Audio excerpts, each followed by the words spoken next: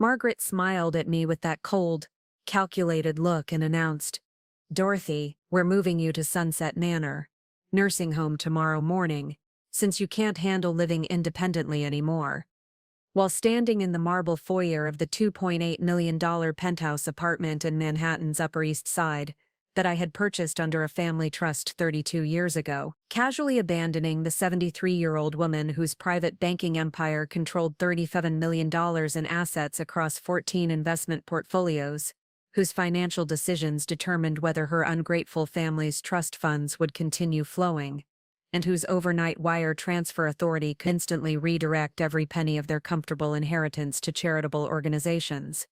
All because the ambitious 34-year-old financial advisor who assumed her elderly grandmother was just another confused senior dependent on family charity never bothered to ask why the penthouse property taxes were mysteriously handled by management, why the premium healthcare coverage never required personal payment, or why their lavish lifestyle expenses were approved instantly through accounts they'd never seen, never realizing that the simple retired bookkeeper they were discarding like yesterday's newspaper was actually Dorothy Catherine Blackwell, former chief investment officer of Blackwell Private Wealth Management, whose $37 million portfolio and 45 years of high-stakes financial expertise had been quietly ensuring that ungrateful family members lived in luxury while treating the elderly woman whose generosity created their opportunities like an unwanted burden to be disposed of at the nearest nursing facility. Before we dive into this incredible story of family abandonment, meeting financial reality and the banking empire my ungrateful family never knew existed, make sure to hit that like button, drop a comment telling me about your worst experience with family members who treated elderly relatives like disposable inconveniences while living off their generosity.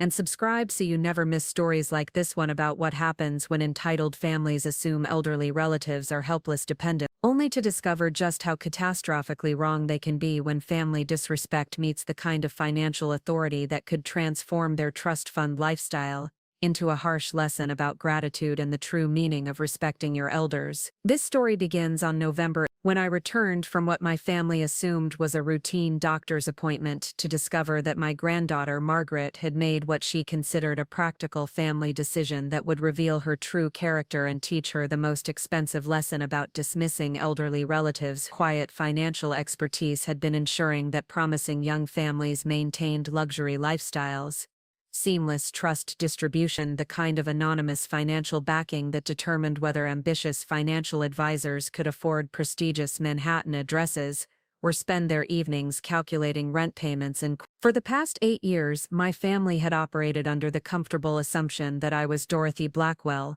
the sweet but increasingly confused retired bookkeeper who had worked at a small accounting firm for 30 years before retiring on a modest pension. They saw me as the elderly family member who needed gentle guidance with technology, careful supervision with finance, and eventual transition to assisted living, when my declining capabilities made independent living too dangerous for someone of my advanced age and limited understanding of modern financial systems that required professional expertise and family oversight to navigate safely. Margaret Victoria Ashford Blackwell, my late son David's daughter, had positioned herself as the responsible family member who coordinated my care and managed what she believed were my simple financial needs throughout my declining years. She had built what appeared to be a successful career as a financial advisor at Sterling Wealth Management, earning $160,000 annually while managing investment portfolios for Manhattan's upper-middle-class professionals who appreciated her systematic approach to retirement planning and elder financial management that demonstrated both professional competence and personal experience managing family members who required financial guidance and care coordination. Margaret's professional expertise in elderly transition planning had made her the natural choice within our family for overseeing what everyone assumed were my modest savings account, basic living expenses, and the inevitable healthcare costs that would accompany my advancing age and decreasing independence. Her daily responsibilities included coordinating my medical appointments, managing what she believed were my simplified banking needs, and planning for the residential transition that she considered inevitable given my apparent cognitive limitations and safety concerns. The specialized training that Margaret had completed in geriatric financial planning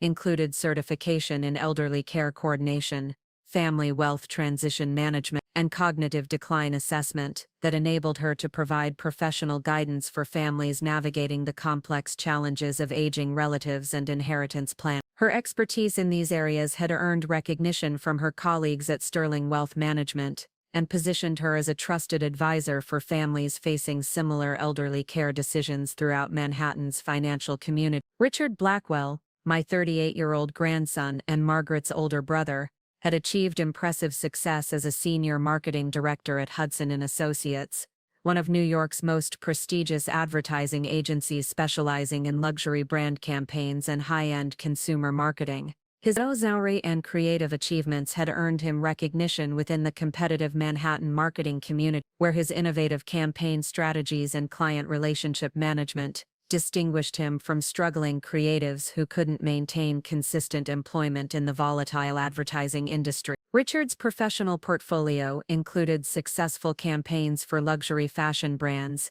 premium automotive clients, and high-end hospitality companies that generated millions in revenue and established his reputation as a rising star in Manhattan's advertising leadership community. His ability to coordinate complex creative projects, manage demanding client relationships, and deliver innovative marketing solutions had positioned him as a candidate for executive promotion and eventual partnership opportunities within Hudson & Associates' competitive advancement structure. The family dynamic that had developed over the years positioned Margaret as my primary caregiver and financial coordinator, with Richard providing emotional support and occasional assistance with what they perceived as my increasingly complex daily living needs and social interaction requirements. Their monthly family dinners at expensive Manhattan restaurants like Le Bernardin and Daniel, their coordination of my simplified living arrangement, and their careful management of what they believed were my limited financial resources, all reflected their systematic approach to elderly care that prioritized efficiency and convenience over traditional family involvement and elderly independence. Margaret's approach to my care included weekly check-ins at my modest Upper West Side apartment,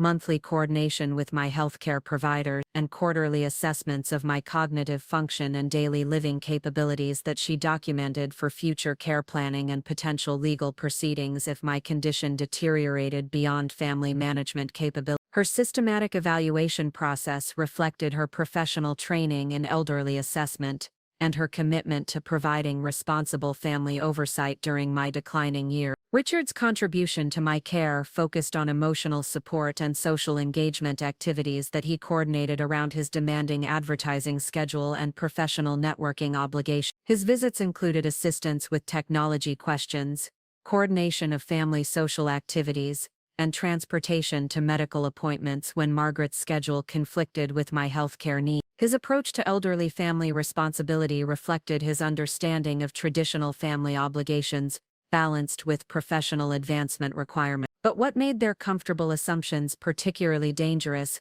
was their complete lack of curiosity about the financial mechanisms that supported their own lifestyles throughout their professional advancement and Manhattan living experiences. Margaret's stunning Upper East Side apartment, featuring floor-to-ceiling windows overlooking Central Park and monthly costs exceeding $8,400 including mortgage, maintenance and premium building amenities, had been purchased through what she understood as a family loan program that required no personal financial qualification, credit verification, or debt obligation documentation.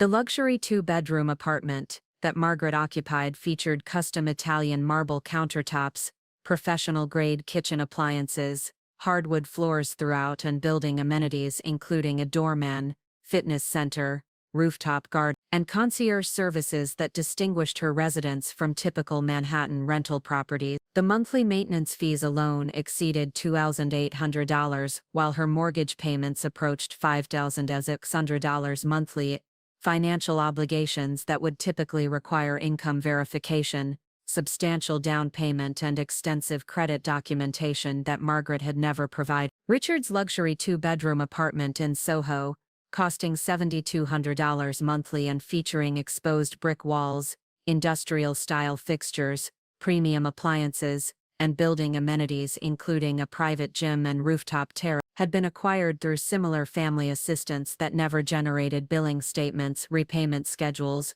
or financial accountability requirements. The apartment's location in one of Manhattan's most desirable neighborhoods provided Richard with the prestigious address and lifestyle advantages that supported his professional networking and career advancement within the competitive advertising industry. The trust distributions that arrived in their accounts on the first of every month, $12,000 for Margaret and $10,500 for Richard, were processed through automated banking systems that they understood as their grandfather's estate plan, managed by a family attorney who handled all administrative details and never required their direct involvement, financial documentation, or beneficiary verification procedure. These comfortable monthly payments had enabled them to maintain Manhattan lifestyles that exceeded their professional salaries, while pursuing expensive career development, professional networking, and lifestyle enhancement without the financial constraints that characterized their colleagues'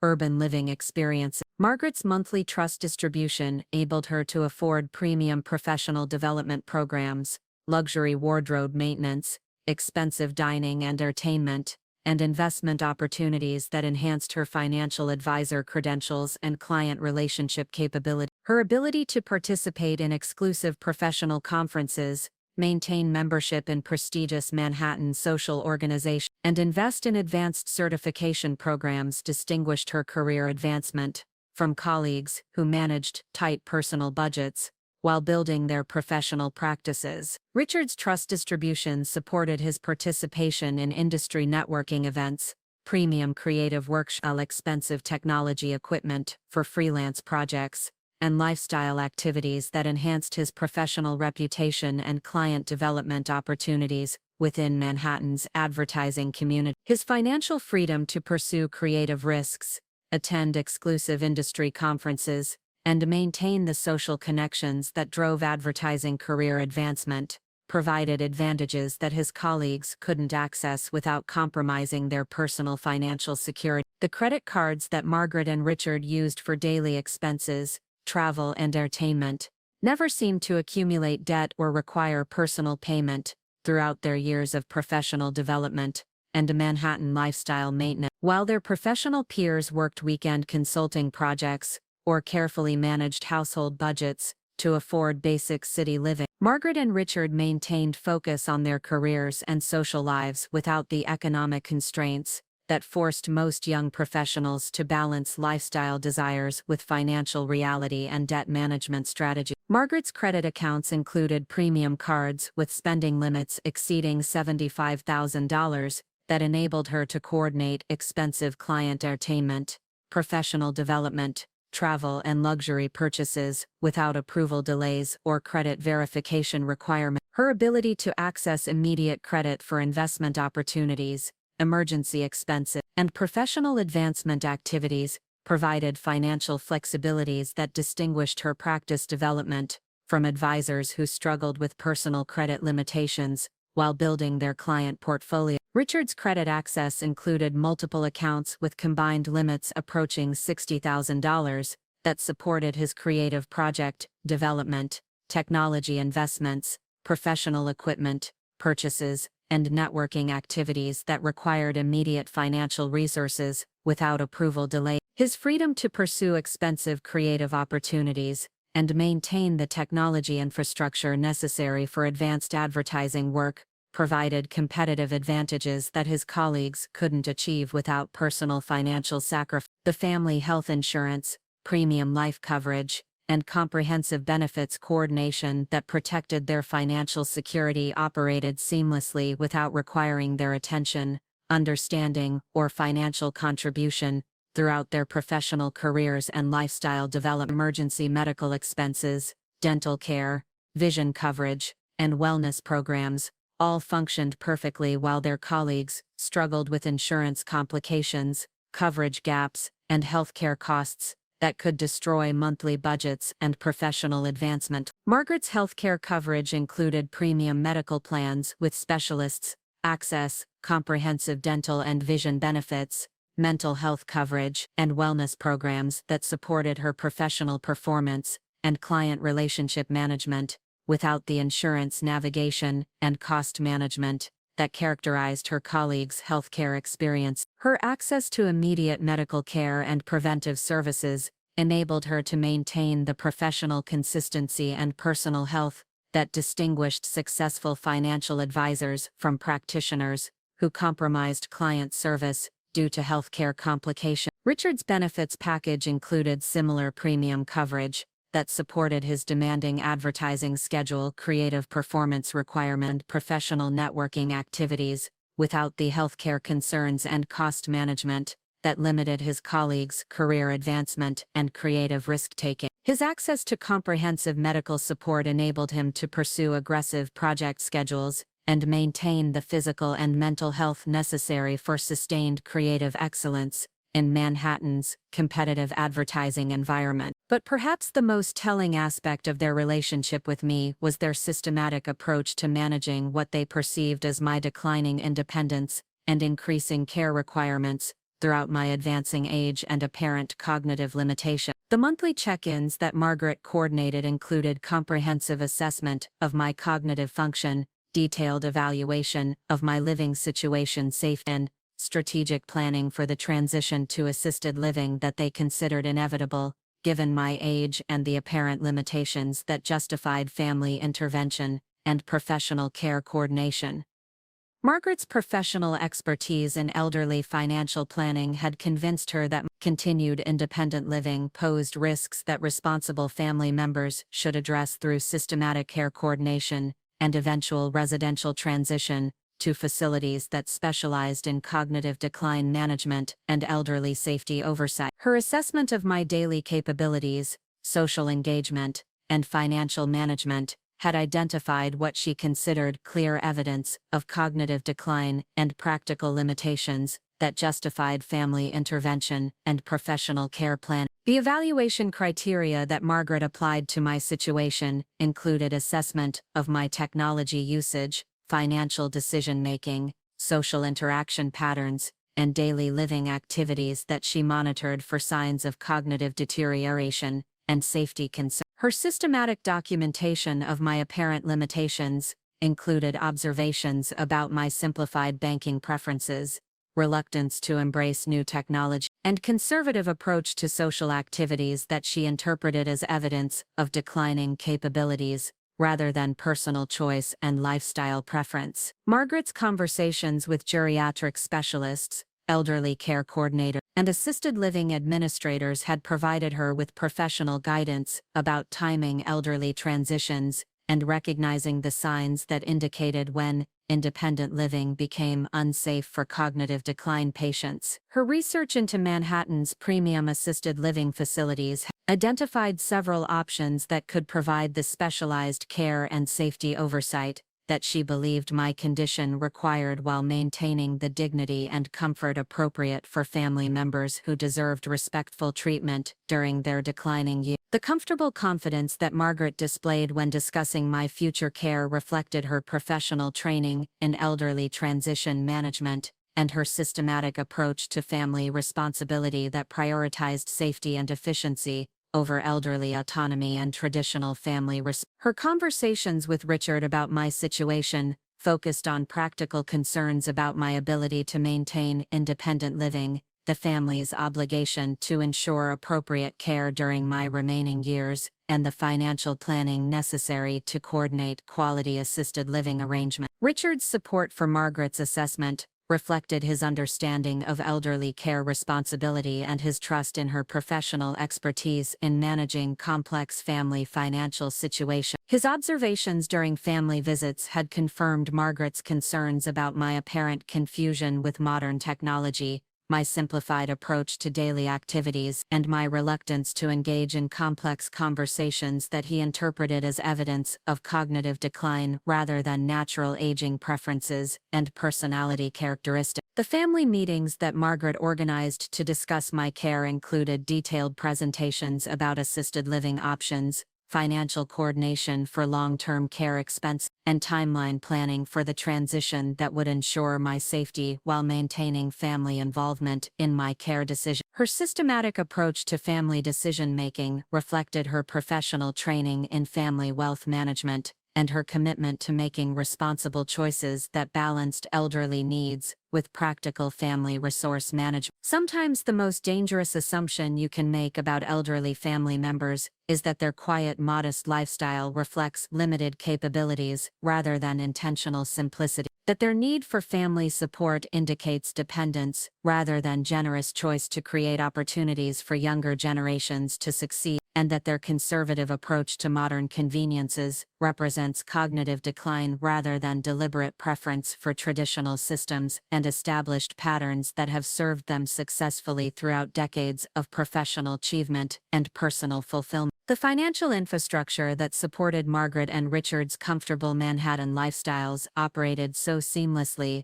that they never questioned its source, sustainability, or the conditions that governed its continuation throughout their professional development and family relationship management. The elderly relative they planned to relocate to assisted living possessed financial authority and institutional relationships that could instantly transform their trust fund lifestyle into a harsh lesson about family respect, elderly appreciation, and the true meaning of gratitude. Generational support that created opportunities for achievement and lifestyle advantages that distinguished their professional success from the financial struggle that characterized most young professionals' Manhattan living experiences and career development challenges. What my ungrateful family never understood during all those years of treating me like a confused retired bookkeeper who needed help with basic technology and simple financial decisions was that their comfortable assumption about my limited capabilities revealed their complete ignorance of the private banking empire I had built throughout Manhattan's most exclusive financial institutions, an empire that operated so seamlessly and efficiently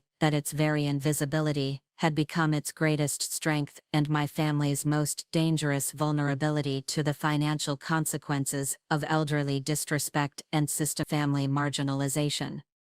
The modest Upper West Side apartment where I had lived for 12 years, which Margaret and Richard considered evidence of my limited financial success and outdated lifestyle choices, actually served as the primary coordination center for the Blackwell private investment network, equipped with secured communication systems, encrypted internet connection, and financial infrastructure that maintained 24/7 connectivity with banking institutions throughout 15 countries and enabled immediate response to market emergencies that could affect billions of dollars in family wealth management and international investment coordination. My living room, which appeared to casual visitors as a simple retirement space with traditional furniture and family photographs, contained sophisticated database systems and investment management hardware that provided direct access to the primary servers at the Blackwell Family Investment Trust, backup communication protocols for emergency wealth coordination, and secure connections to international banking databases that required the highest levels of security clearance and professional authentication to access and maintain throughout the global financial investment community. The technology setup that I had installed throughout my apartment represented over $2.3 million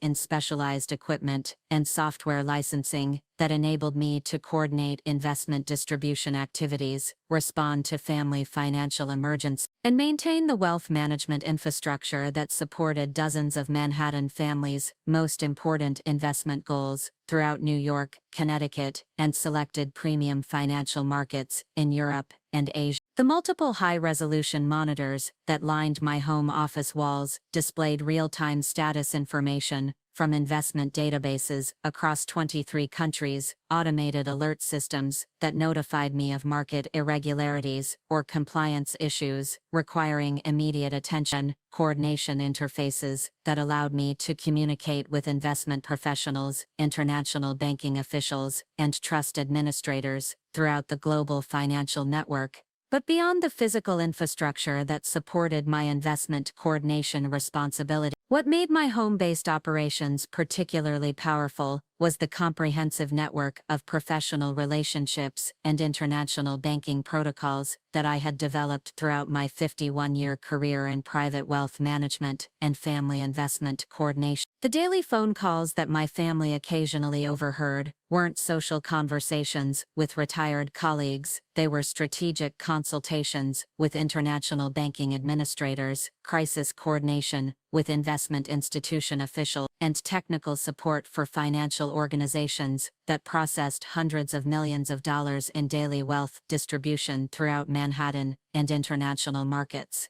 The Blackwell Institute for Private Wealth Excellence, which I had established during the final years of my career at Blackwell Private Wealth Management, had become the most respected family investment training program in the United States, providing advanced education for wealth coordinators, international banking officials, and family investment professionals who needed expertise in multi-institution, wealth integration, international compliance implementation, and crisis response coordination that maintained family financial stability during market emergencies and investment complications. Our institute accepted only 4 participants annually through an application process more competitive than international banking positions, requiring extensive experience in family wealth management, investment administration, or trust coordination before candidates qualified for consideration. The program fee of $750,000 reflected both the specialized nature of our training and the career advancement opportunities that graduation provided for financial professionals seeking leadership positions in international banking agencies, wealth administration, or private investment organizations. The waiting list for admission to the Blackwell Institute extended over 7 years, with applications from senior administrative professionals at major investment firms, international banking officials seeking advanced wealth management training, and investment administrators responsible for trust coordination and international oversight throughout multiple global financial markets. We regularly declined applications from Wall Street investment executives who lacked the specialized knowledge of family wealth systems and international banking regulations that distinguished our program from general wealth management education and basic investment training. What made our program unique wasn't just the administrative training quality, it was the international banking experience and professional networking opportunities that came with graduation from the most respected family wealth program in North American investment administration. Blackwell Institute graduates received automatic consideration for international banking positions that never advertised openings, gained access to our network of financial professionals and international banking officials, and could leverage our consultations, services, to build careers in family wealth management that would be impossible to achieve through traditional university education and standard investment administration. The advanced curriculum that we provided included hands-on training in international wealth integration protocols, emergency response coordination during family financial crises, multi-institution investment coordination, family wealth database management, and compliance implementation that protected family privacy while maintaining investment access and international banking monitoring capability.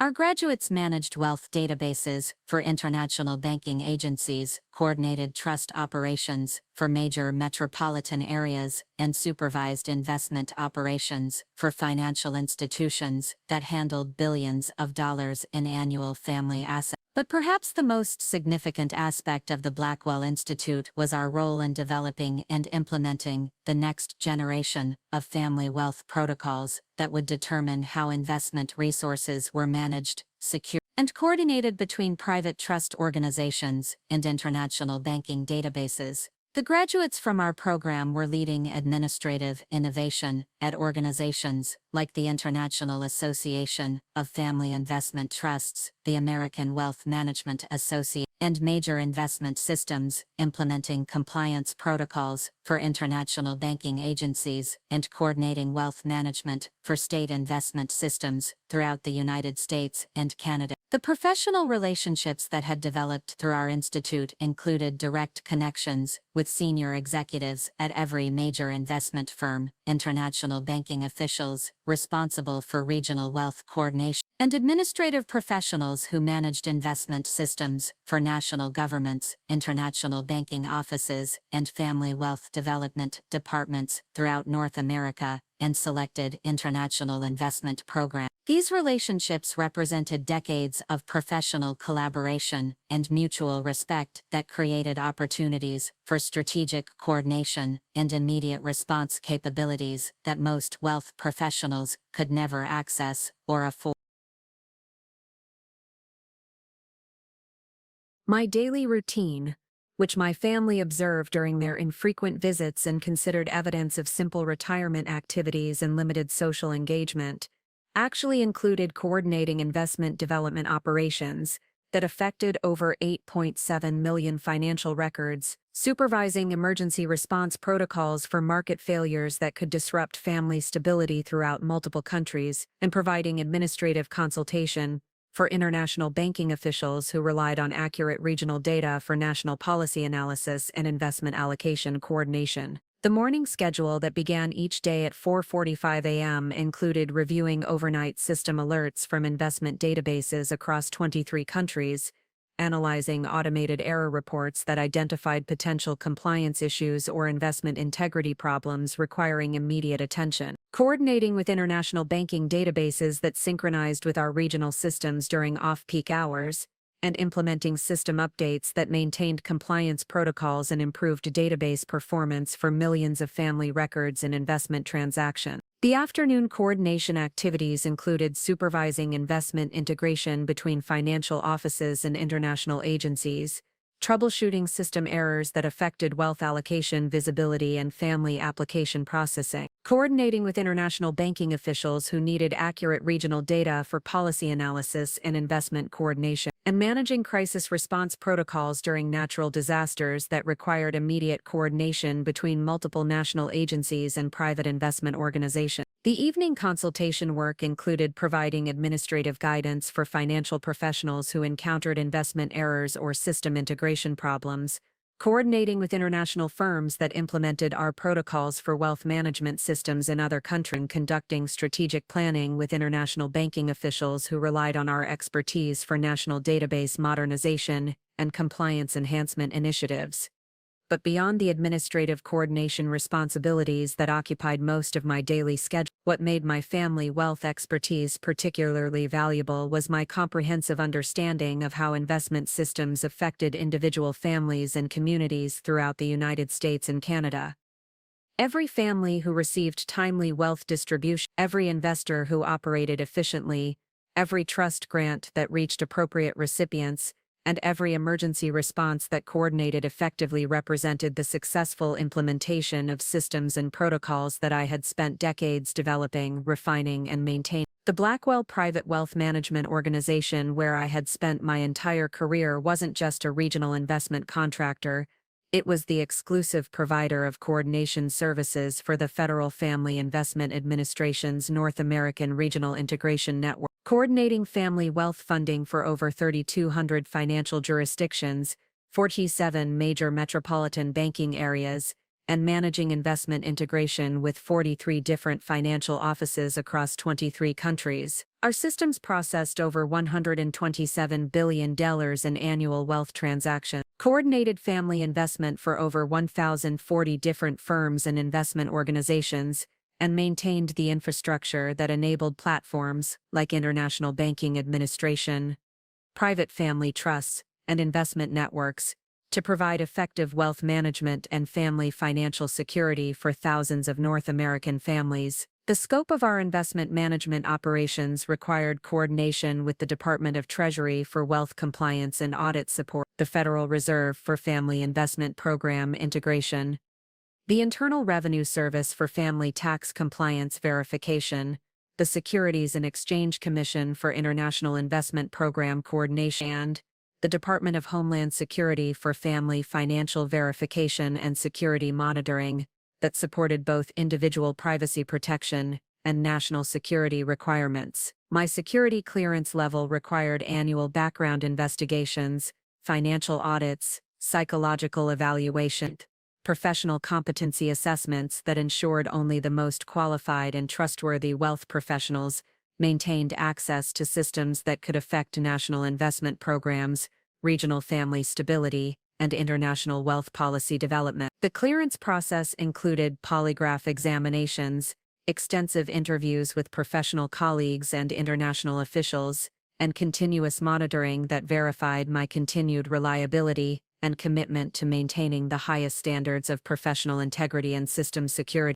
The administrative innovations that I had developed during my career included automated integration protocols that synchronized wealth data between investment databases and international banking systems, compliance algorithms that protected family privacy while maintaining investment accessibility, error detection systems that identified investment irregularities before they affected family financial security, and crisis response protocols that maintained system stability during equipment failures or cybersecurity incidents that could affect millions of family records and billions of dollars in investment activity. These innovations had been adopted by investment firms throughout North America, implemented by international banking agencies for national database modernization, and licensed to international wealth organizations that wanted to implement similar integration systems and compliance protocols for family investment management in European Union countries, Australia, New Zealand, and Pacific Rim nations, seeking to modernize their financial systems and improve investment coordination between government agencies and private wealth organizations. The consulting contracts that I had negotiated with international banking agencies included ongoing administrative support for database modernization projects, emergency response coordination during system failures that affected multiple countries, compliance assessment and enhancement for international wealth databases, and strategic planning for next-generation investment technology that would improve system integration and reduce financial management costs, while maintaining accuracy and security standards that protected both individual family privacy and international banking monitoring capability. But perhaps the most significant aspect of my wealth administration authority was my role in determining which families received priority processing and optimal investment visibility throughout the North American Regional Family Wealth Network. The integration protocols that I had designed included automated quality assessment algorithms that evaluated wealth applications for appropriateness and completeness, determined investment positioning based on family need and character status, and implemented enhanced allocation protocols for families who met the highest standards for community impact and character potential. This meant that families associated with my personal relatives had always received the most favorable wealth treatment possible, priority processing for investment coordination, enhanced distribution visibility that attracted maximum financial benefit, expedited application coordination that reduced approval timeframes, and automated compliance verification that prevented administrative problems from affecting their wealth access or investment status. The seamless financial experiences that Margaret and Richard had always enjoyed weren't natural consequences of professional excellence or superior financial management. They were the direct result of wealth preferences and administrative incentives that I had been providing through my coordination authority and system access. Margaret's comfortable life in her Manhattan apartment had benefited from perfect financial services coordination, seamless wealth distribution processing, and enhanced investment allocation that attracted maximum financial support because I had personally implemented distribution protocols that ensured optimal wealth visibility and financial accuracy. The smooth banking approval processes that had helped her during her college-to-career transition 8 years ago had benefited from expedited verification and automated compliance checking that reduced approval timeframes and prevented common administrative delays that affected most wealth applications. The comprehensive financial services that enabled her Manhattan lifestyle reflected investment coordination that I had maintained between wealth systems and international banking database, preventing the service gaps and administrative complications that could have significantly affected her access to investment, development, and financial support. The excellent credit rates that supported her apartment purchase, the emergency investment programs that provided additional support, and the financial infrastructure that supported her professional lifestyle all depended on wealth coordination and investment management that required exactly the kind of administrative expertise and international coordination that I had been providing throughout my entire career. Richard's professional success as a marketing director had similarly benefited from seamless financial coordination that I had maintained through my investment authority and international banking relationships. His ability to pursue expensive creative projects, maintain premium technology equipment, and participate in industry networking without financial pressure reflected wealth coordination that prevented the economic constraints and credit complications that limited his colleagues' career advancement and creative development opportunity. The Manhattan lifestyle that both Margaret and Richard maintained, premium apartments, expensive dining, luxury travel, professional development, and social activities that exceeded their salaries,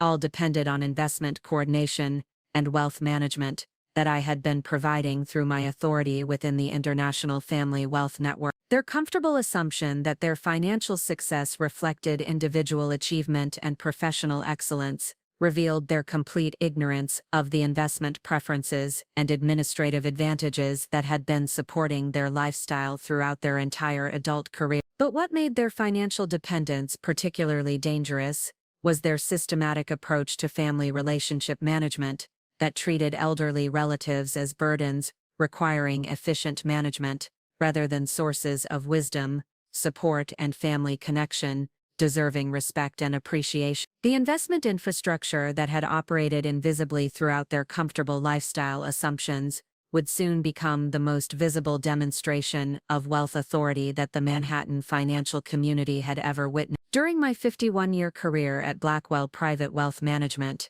I had personally overseen investment development for over $2.8 billion in family wealth projects, supervised coordination between 34 different banks and investment institutions across 15 countries, collaborated with international banking officials who required accurate regional data for policy analysis, and managed wealth support protocols during market crises that required immediate coordination between investment companies, international agents, and private wealth firms to ensure family stability while maintaining market integrity and privacy protections that balanced wealth access with investment optimization and international compliance requirements. The transformation that I had witnessed and managed during my career was extraordinary, from manual investment documentation systems in traditional banking filing cabinets to sophisticated encrypted platforms that could instantly verify wealth eligibility, investment status, compliance verification, and allocation availability across global networks that connected individual family wealth support to international investment systems.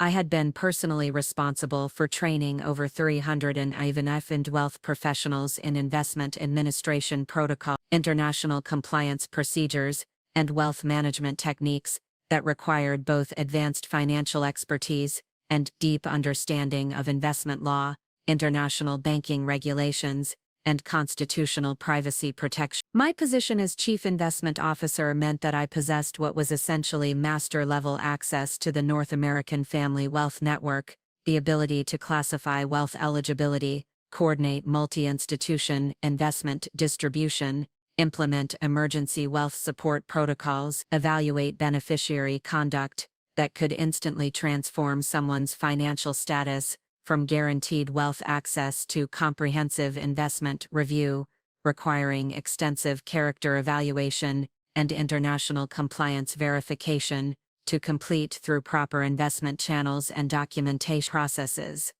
The wealth infrastructure that I had helped design and implement served as the model for international investment management, with banking authorities in other countries consulting our protocols for guidance on wealth management, family coordination, and compliance implementation that balanced beneficiary expectations with community investment optimization.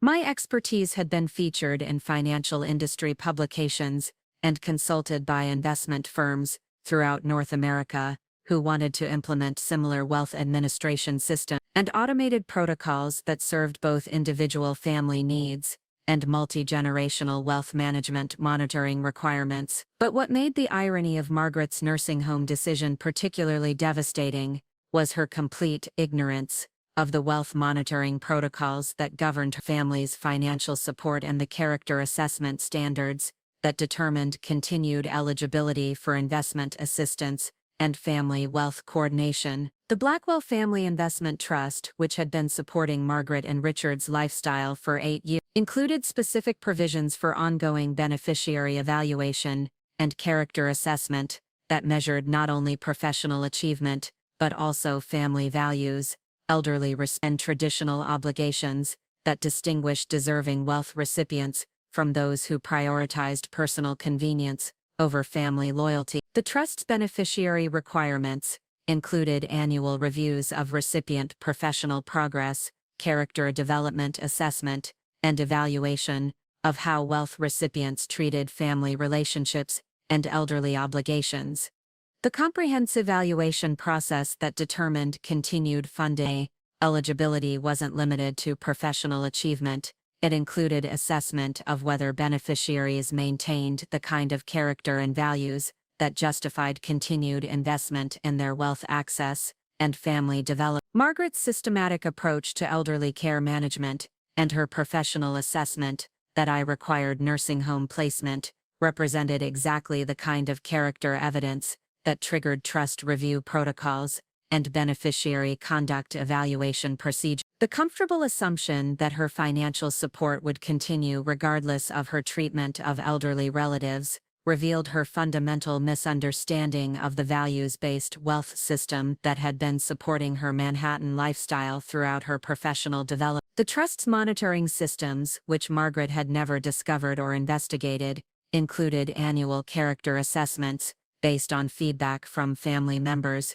community observation, and evaluation of whether wealth recipients demonstrated the kind of personal behavior and family values that justified continued investment in their financial support and lifestyle development. The comprehensive evaluation process that determined wealth continuation wasn't limited to professional performance. It included assessment of character development, community engagement, and family relationship management that distinguished responsible wealth recipients from those who prioritized personal advancement over traditional values and family contribution. Sometimes the most expensive mistake you can make is assuming that elderly relatives represent financial burdens rather than potential sources of support, wisdom, and family connection that distinguish respectful families from those who prioritize convenience over character and efficiency. Over elderly appreciation. The financial authority that had been protecting Margaret and Richard's comfortable lifestyle would soon become the foundation for the most comprehensive lesson about family respect and elderly wisdom that the Manhattan financial community had ever witnessed, teaching them that wealth management isn't just about numbers and systems, it's about character, family value, and the kind of personal integrity that determines whether promising families deserve continued investment, support, or need to learn about financial independence through personal experience and individual achievement. The mysterious conveniences that had characterized Margaret and Richard's financial lives for nearly a decade should have raised questions about the source and sustainability of their seamless banking experience, but their professional success and comfortable lifestyle assumptions had created a dangerous blindness to the sophisticated wealth coordination systems that operated invisibly behind every transaction,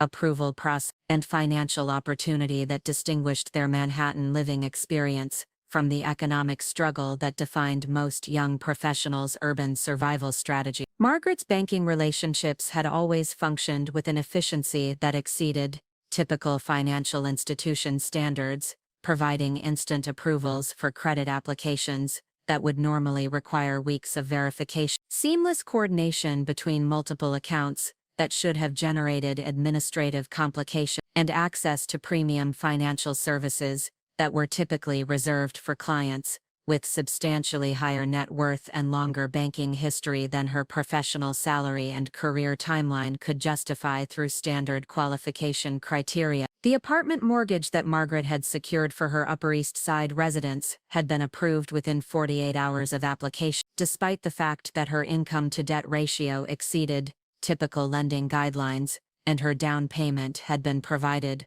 through a family assistance program that generated no documentation or verification requirements for the lending institution. The mortgage terms that she received included interest rates that were 1.2% below market standards, flexible payment scheduling that accommodated her variable income as a financial advisor, and premium borrower benefits that were typically available only to clients with perfect credit history and substantial asset verification. The mortgage application process that Margaret had experienced involved meeting with a senior loan officer who had bypassed standard documentation requirements, eliminated typical employment verification procedures, and provided immediate pre-approval without the income analysis and debt-to-income ratio calculations that characterized normal mortgage approval processes for young professionals in Manhattan's competitive real estate market. The loan officer had explained that her application qualified for preferred client processing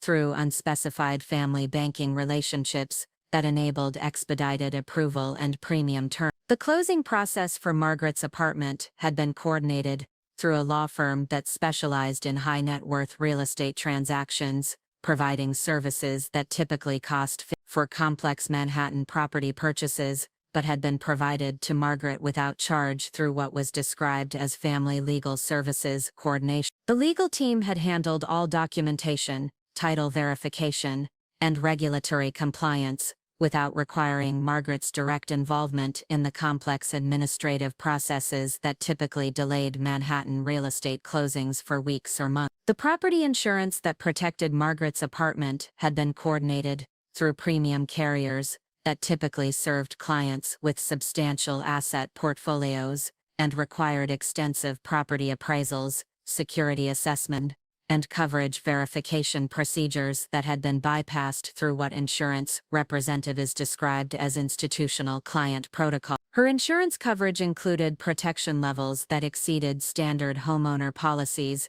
and provided benefits that were typically available only to clients with verified high net worth and comprehensive asset management relations. Richard's Soho apartment financing had followed a similarly streamlined approval process, with banking institutions providing immediate qualification for a rental agreement that should have required extensive income verification, employment history documentation, and reference checking that typically delayed Manhattan apartment applications for weeks or months. The rental terms that he received included below-market rates for his neighborhood, flexible lease conditions that accommodated his advertising industry travel schedule, and building amenities, access that was typically reserved for higher-paying tenants and long-term residents. The apartment application process that Richard had experienced involved a real estate agent who had immediately identified premium rental opportunities that weren't advertised through standard channels, providing access to luxury apartments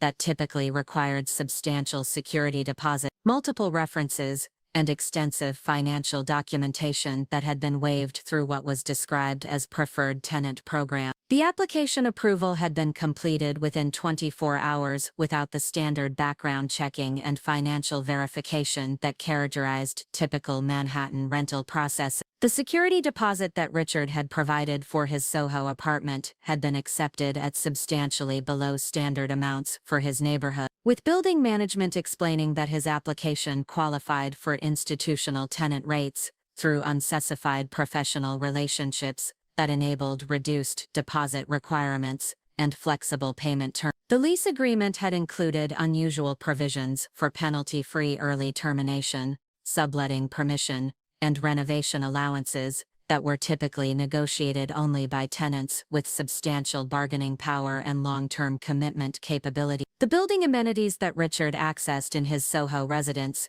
included services that were typically reserved for higher-paying tenants, such as priority elevator access, premium package handling, concierge services for personal errands, and maintenance response that exceeded standard building management protocol. His access to building facilities and services had been coordinated through management systems that treated him as a priority resident, despite his rental rate being below market standards for similar amenities and service level. The credit card accounts that both Margaret and Richard maintained had been established through application processes that bypassed standard verification procedure, providing immediate access to premium credit limits that exceeded typical approval amounts for their income levels and employment history. Their credit applications had been processed through expedited review systems that eliminated the usual waiting periods, background checks, and financial documentation requirements that characterized standard credit approval processes for young professionals in competitive industry. Margaret's credit portfolio included 5 premium cards with combined limits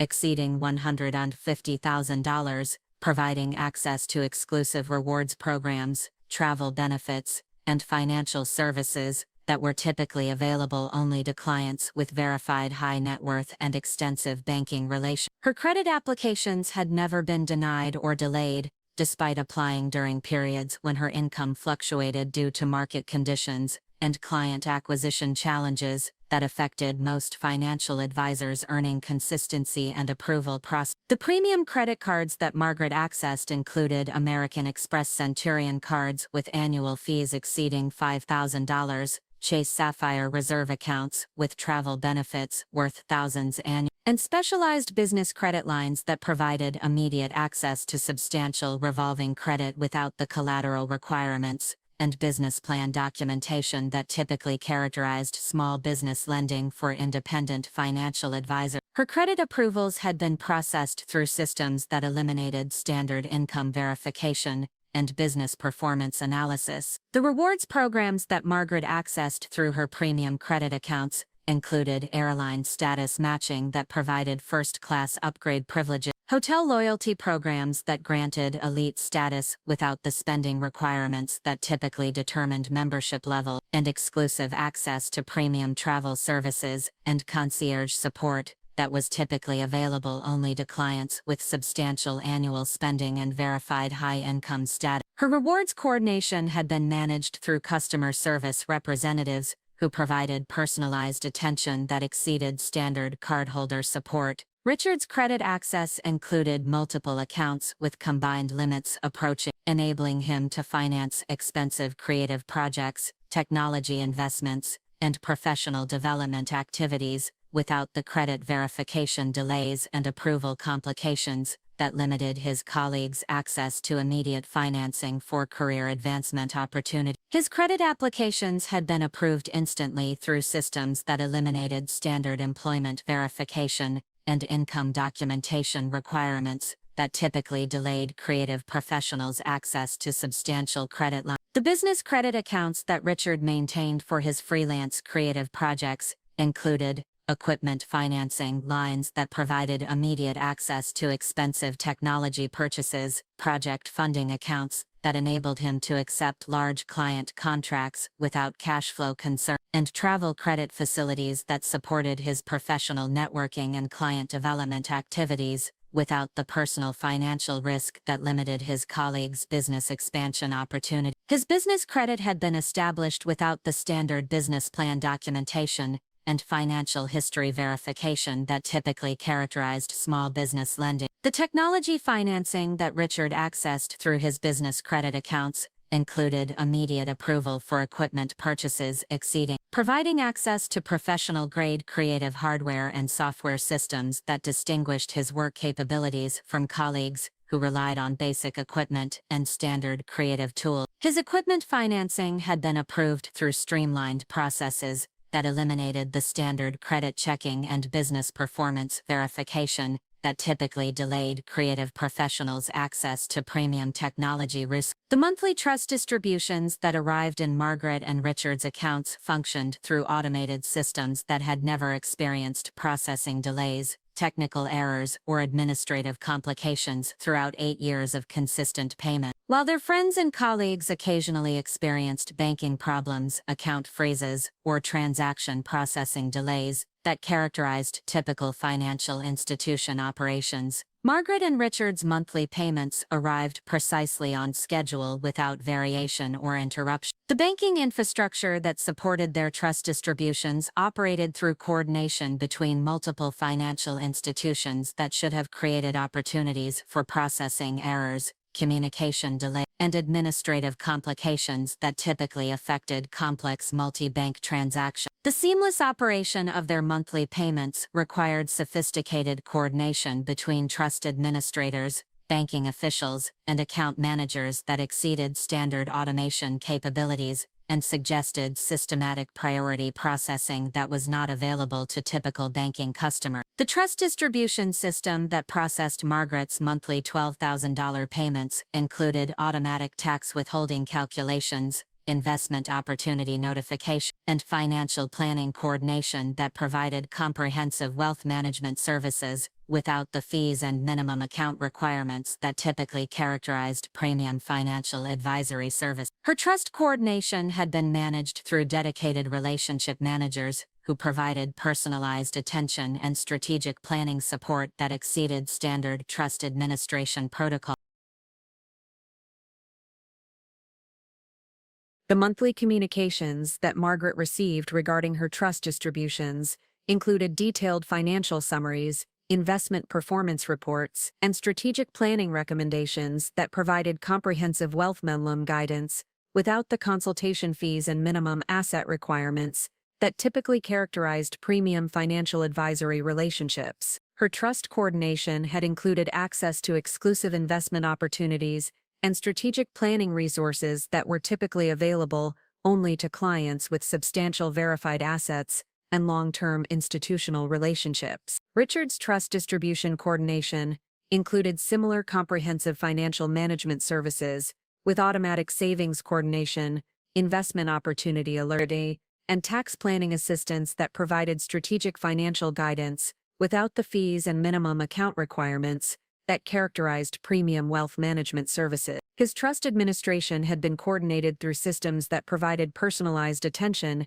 and strategic planning support that exceeded typical trust management protocols and suggested priority client treatment. The investment opportunities that Richard accessed through his trust coordination included exclusive private placement offerings, early access to IPO investment, and alternative investment platforms that were typically available only to accredited investors with substantial verified net worth and institutional investment relationships. His investment access had been coordinated through relationship managers who provided strategic guidance and opportunity identification that exceeded standard trust administration services. Margaret's professional banking relationships for her financial advisory practice had developed with unusual efficiency, providing immediate access to investment platforms, research databases, and client management systems that typically required extensive verification processes and probationary periods for new financial advisors. Her applications for professional trading accounts,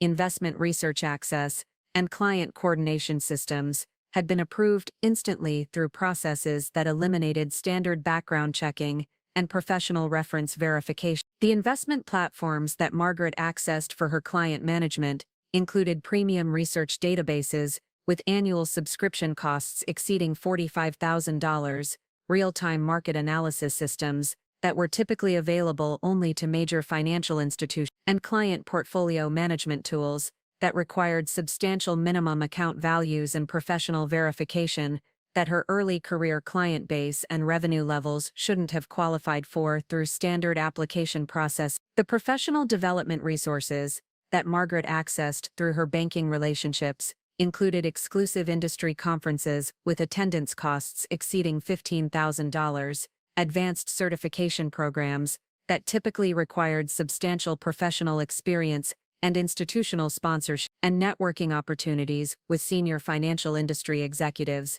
that were typically available only to established professionals with verified track records and institutional relationships. Her professional development coordination had been managed through relationship managers who provided career guidance and opportunity identification. The client acquisition support that Margaret received through her professional banking relationships included referral programs that connected her with high net worth prospects, marketing assistants that provided professional presentation materials, and client outreach coordination. Business development resources that supported her practice growth without the costs and qualification requirements that typically characterized professional services for independent financial advisors. Her business development support had been coordinated through systems that provided strategic guidance and resource allocation that exceeded standard professional banking services. Richard's professional relationships within the advertising industry had developed through networking opportunities and client introduction programs that typically required extensive professional references, portfolio review, and probationary periods that were bypassed through what appeared to be industry connections and referral systems. His access to premium creative software, professional equipment leasing, and industry conference attendance had been facilitated through approval processes that eliminated standard credit checking and financial verification requirements. The technology equipment that Richard accessed for his creative projects included professional-grade hardware and software systems with combined values exceeding, providing capabilities that distinguished his work quality and project completion speed from colleagues who relied on basic equipment and standard creative tools. His equipment leasing applications had been approved instantly through systems that eliminated standard credit verification and payment history documentation that typically delayed creative professionals' access to premium technology resources. The software licensing that Richard maintained for his creative projects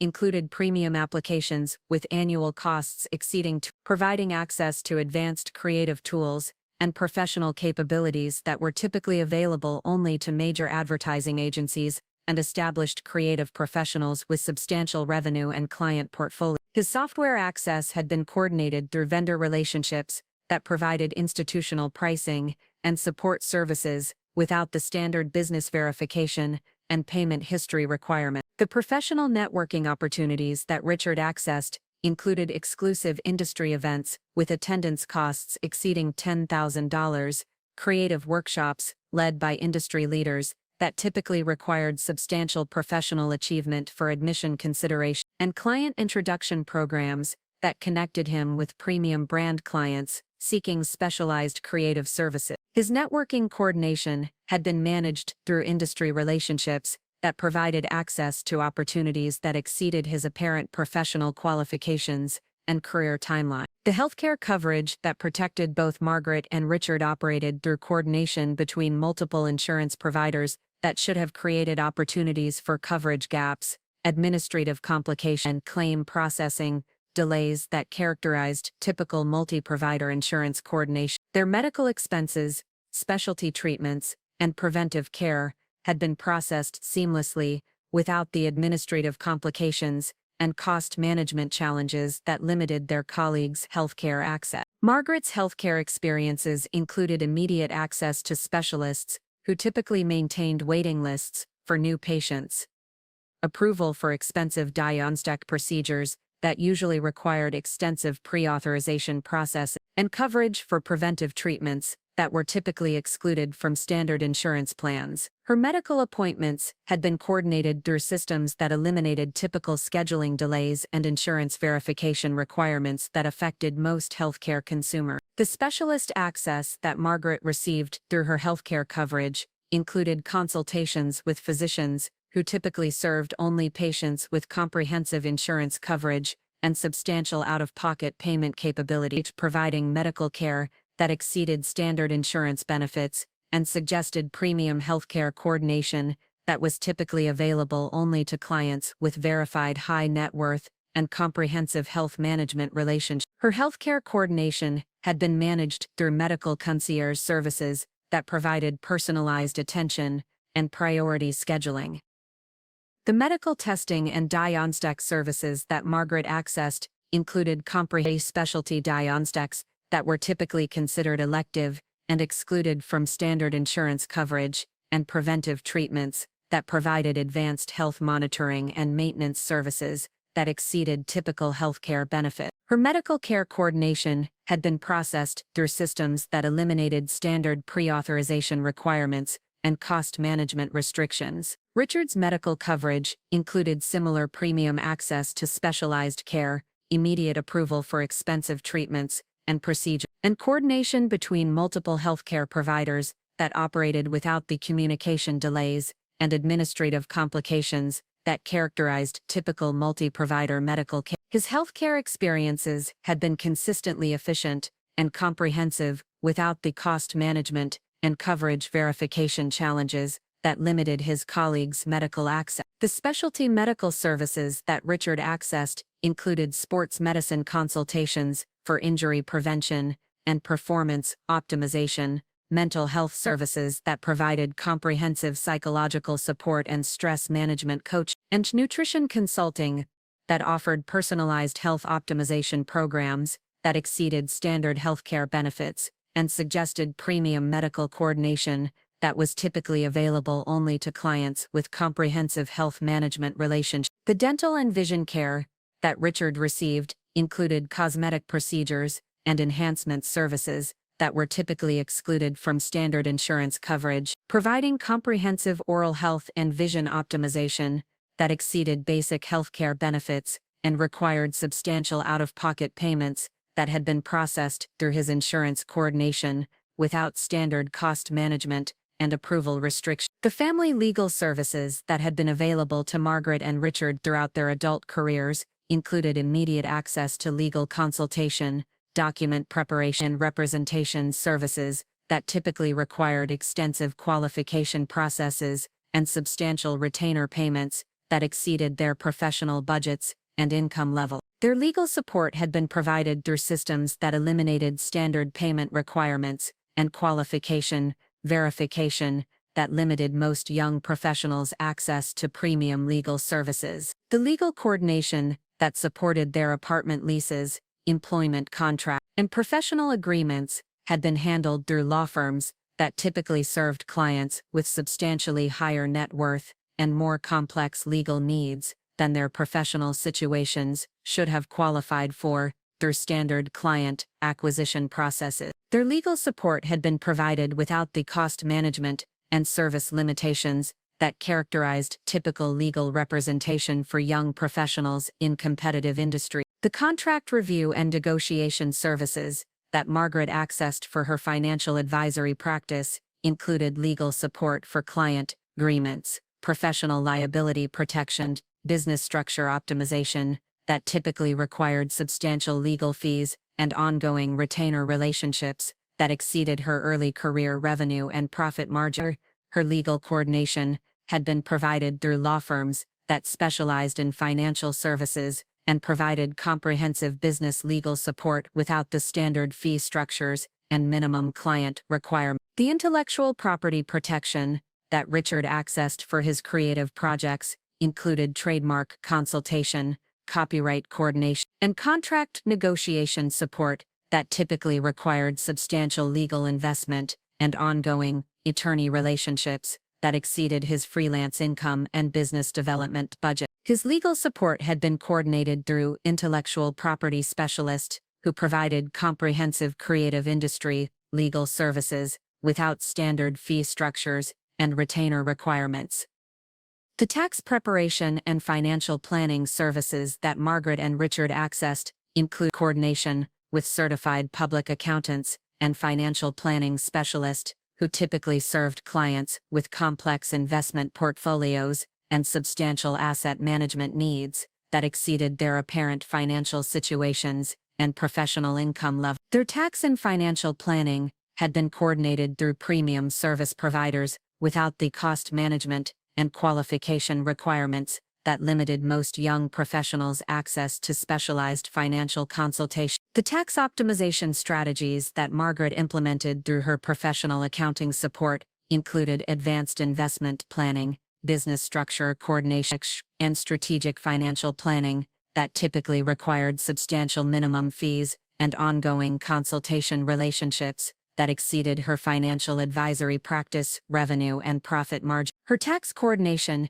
had been managed through accounting firms that specialized in financial services and provided comprehensive tax planning without standard fee structures and minimum client requirements. The estate planning and wealth management coordination that Richard accessed included trust planning, asset protection strategy, and long-term financial optimization that typically required substantial net worth verification and ongoing wealth management relationships that exceeded his advertising industry income and asset accumulation timeline. His financial planning coordination had been provided through wealth management specialist, who offered comprehensive estate planning services without the standard minimum asset requirements and fee structure. The professional development opportunities that had been available to both Margaret and Richard included access to exclusive conferences, certification programs, and networking events that typically required substantial membership fees, professional sponsorship or employer coordination that exceeded their budget capabilities, and institutional connection. Their professional advancement had been supported through systems that eliminated standard payment requirements and qualification verification that limited their colleagues' access to premium career development resources. Margaret's participation in exclusive financial industry conferences had included events with attendance costs exceeding, providing networking opportunities and professional education that distinguished her career advancement from colleagues who relied on basic professional development and standard industry training. Her conference attendance had been coordinated through systems that eliminated standard payment requirements and professional qualification verification that typically restricted access to senior industry professionals with verified experience and institutional sponsorship. The advanced certification programs that Margaret accessed included specialized financial planning credentials, with program costs exceeding,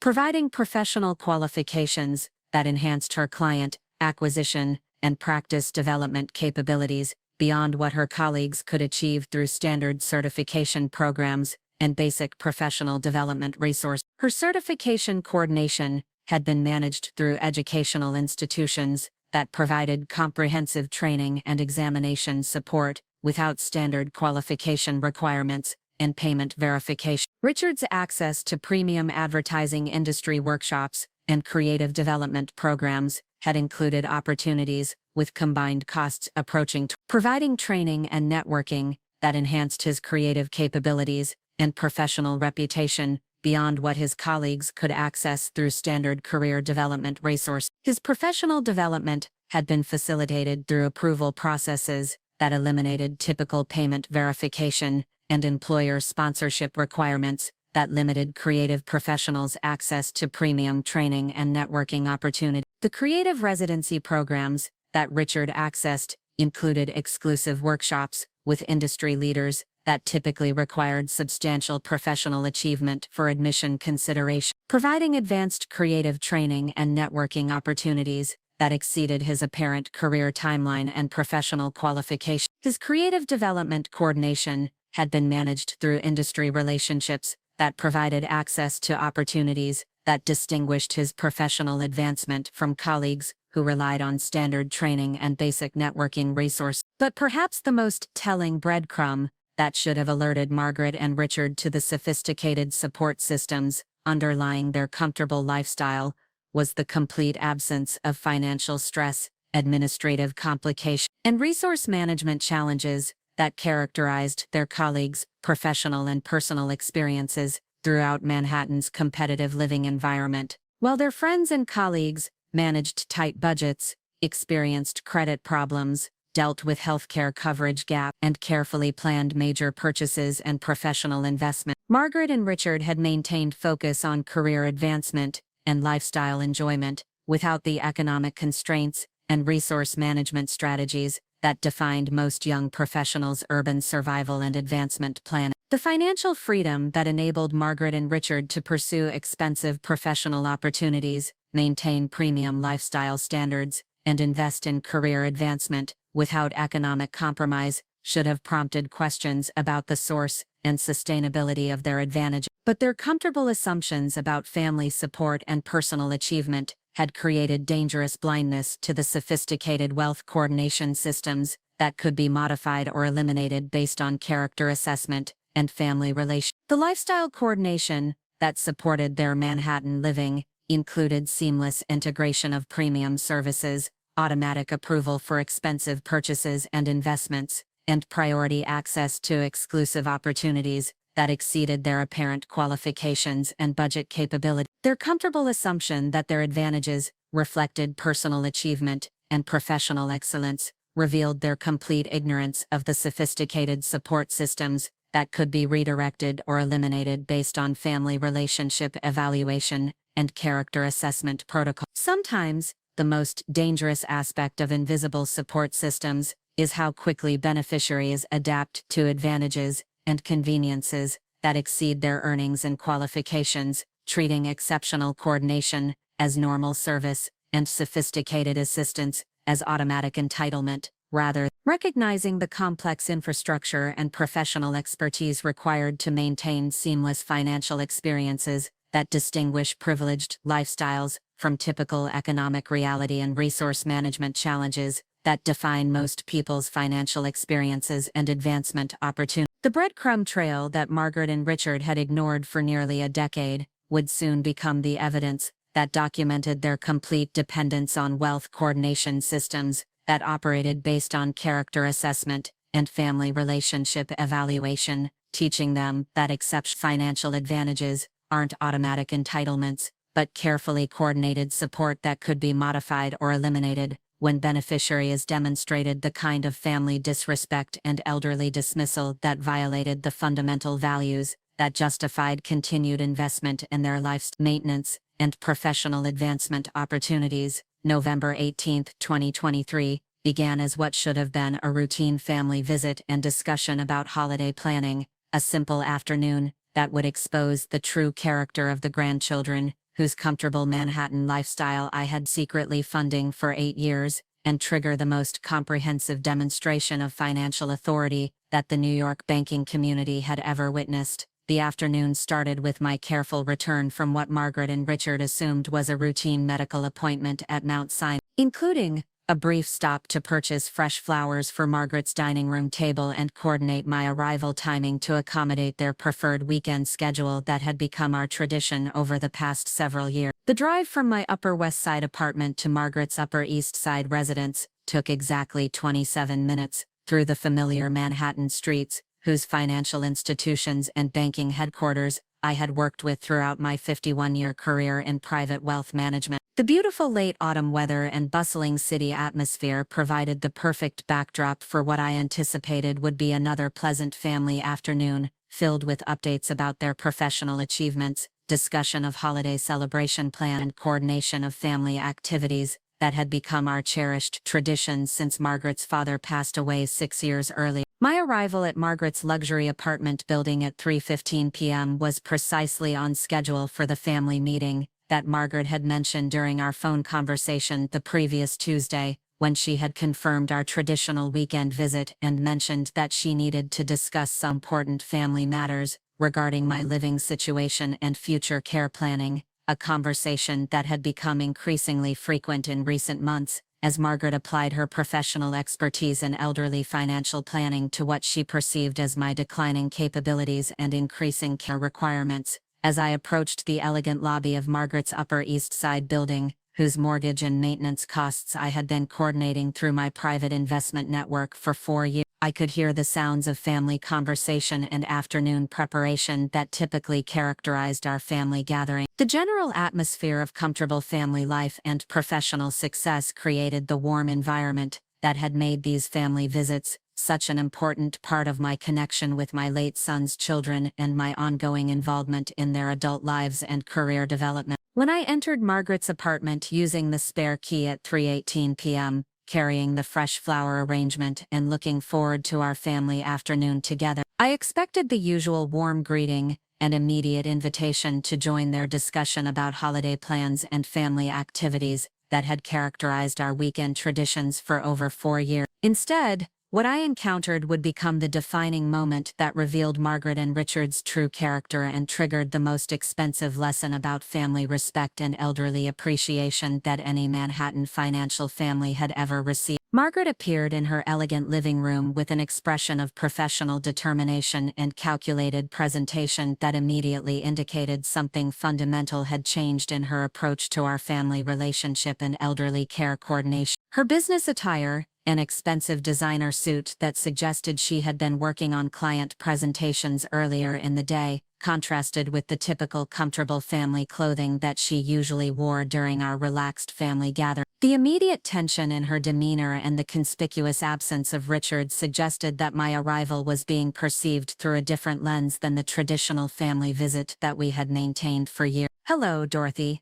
Margaret said with the kind of professional enthusiasm that she typically reserved for client meetings and financial planning presentations, rather than family interactions. "Perfect timing. I was hoping you'd get here before Richard arrives from his meeting. I have something very important to discuss with you that I think is going to be absolutely wonderful for your safety and care. We've made some incredible arrangements that really optimize your living situation and create so much more security for your declining years and increasing care needs." The statement about incredible arrangements and living situation optimization represented the first indication that Margaret had been making unilateral family decisions without consultation, revealing her comfortable approach to elderly care management that prioritized professional assessment over family collaboration and traditional respect for elderly autonomy and decision-making authority. Her suggestion that the changes would create security for your declining years established the framework for systematic elderly marginalization that treated my independence as a safety liability rather than a personal choice deserving respect and consideration. "That sounds interesting, Margaret,"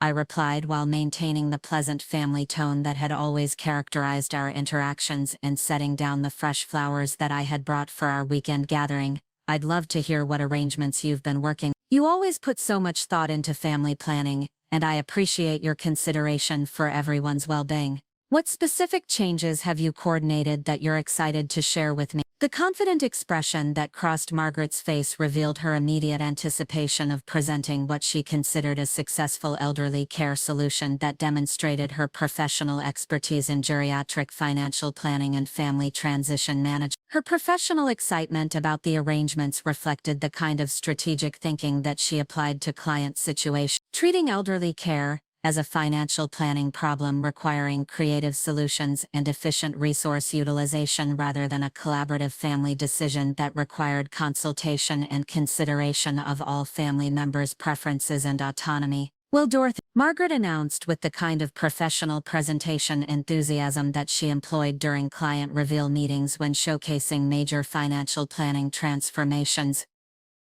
"we've arranged for you to move to Sunset Manor, which is absolutely the most beautiful assisted living facility in Manhattan. It's gorgeous, Dorothy. They have professional nursing staff, comprehensive medical care, luxury amenities, and social programs that create so much more safety and engagement than living alone could ever provide. It's like having a premium resort experience designed specifically for your care needs and social enrichment." The phrase "arranged for you to move" represented the culmination of Margaret's systematic elderly care strategy, revealing her fundamental approach to family decision-making that treated my residential preferences as professional assessment problems requiring expert solutions, rather than personal choices deserving consultation and respect. Her enthusiastic description of the facility's amenities demonstrated months of strategic planning and professional evaluation that eliminated my input without consideration of alternative approaches or collaborative family decision-making processes.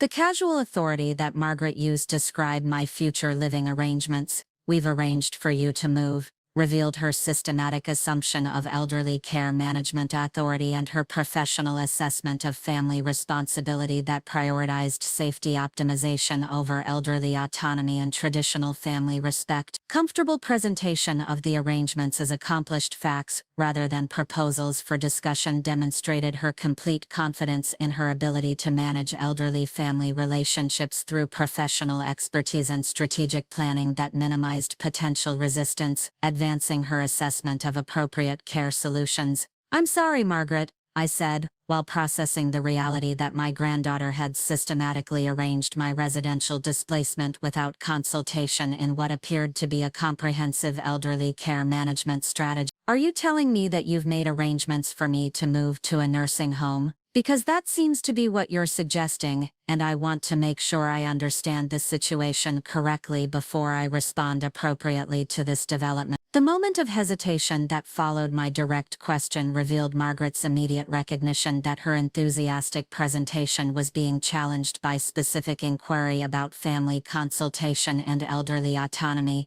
Her professional training in client relationship management had not prepared her for elderly relatives who possessed the analytical skills to expose the true implications of unilateral care planning strategies and family authority assumptions that treated elderly preferences as obstacles requiring efficient management rather than respected perspectives deserves consideration. Well, Dorothy, let me show you the information about Sunset Manor. Margaret responded with the kind of damage control communication that she employed when client relationships required strategic clarification to prevent misunderstanding and planning complications. I think once you see how beautifully they've designed their care programs and living arrangements, you'll understand why this is such a smart decision for your safety and our family's peace of mind. The professional nursing staff is absolutely outstanding, and they create so much more medical security than independent living could ever provide. But the most devastating moment in our conversation came when Margaret delivered the specific explanation that would become the documented evidence of family priorities and elderly respect assessment that justified implementing the most comprehensive financial authority reconsideration in Manhattan banking history. The truth is, Margaret said with the confident dismissal that reflected months of strategic thinking about elderly care optimization and family resource management, we can't continue supporting someone who refuses to acknowledge their limitations when we have clear professional assessment indicating that independent living has become unsafe. We're scheduling your move to Sunset Manor for tomorrow morning, because continued delay only increases the safety risks and family liability. Our responsibility is to ensure appropriate care regardless of personal preferences that don't align with professional medical assessment and family protection requirements. The phrase, "we can't continue supporting someone who refuses to acknowledge their limitations," represented the exact moment when Margaret's systematic elderly dismissal transformed from professional care planning into documented evidence of family disrespect that violated every provision of the Blackwell Family Investment Trust's beneficiary conduct requirements and elderly respect standards. Her comfortable assertions that my resistance to nursing home placement represented personal preferences that don't align with professional assessment revealed the complete extent of her elderly marginalization strategy and her fundamental disregard for traditional family values and elderly dignity obligations. As I stood in the living room of the apartment, whose mortgage and maintenance costs I controlled through my private investment trust, listening to my granddaughter explain why I was being moved to a nursing home tomorrow morning, because I refused to acknowledge my limitations, devastating reality of elderly dismissal and family authority, appropriation that would justify implementing financial consequences, and trust reconsideration protocols that would transform their comfortable assumptions about lifestyle entitlement into the most expensive lesson about family respect and elderly appreciation that any Manhattan financial family had ever received. At that moment, Richard arrived from his client meeting,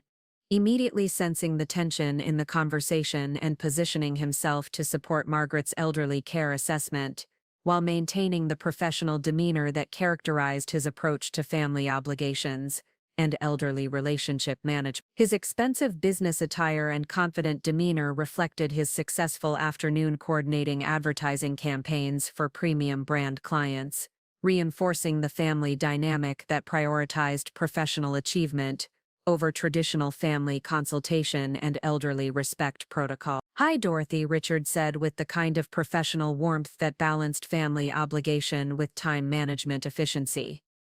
"Margaret's been working really hard on finding the perfect care solution for your situation. Sunset Manor is supposed to be absolutely fantastic, like a luxury hotel designed specifically for seniors who need comprehensive care and social engagement. We really think you're going to love the programs and amenities they provide for residents who want to maintain active lifestyles while receiving professional medical oversight." The united front that Margaret and Richard presented revealed their systematic coordination of elderly care planning and their shared assumption that professional assessment should override elderly preferences when family safety and liability management required decisive action. Their comfortable confidence in presenting accomplished arrangements, rather than collaborative proposals, demonstrated their fundamental approach to family authority and elderly relationship management that prioritized efficiency over traditional respect and consultation protocol. I understand your position completely, Margaret and Richard. I replied with the kind of professional composure that I had developed during 51 years of managing financial crises and trust administration challenges that required immediate strategic response and systematic authority implementation. Thank you for clarifying your approach to family decision-making and elderly care management. I appreciate your honesty about the family priorities that guided these arrangements, and I'll make sure to adjust my planning and expectations accordingly going forward. The relief that appeared on both Margaret and Richard's faces revealed their comfortable assumption that elderly relatives would accept care management and residential displacement without consequences or complications that might affect the family's lifestyle arrangements and financial stability. Their professional confidence in their strategic communication had convinced them that elderly relationship management could be optimized through efficient planning and expectation adjustment without considering the potential implications for continued trust support and financial coordination benefits.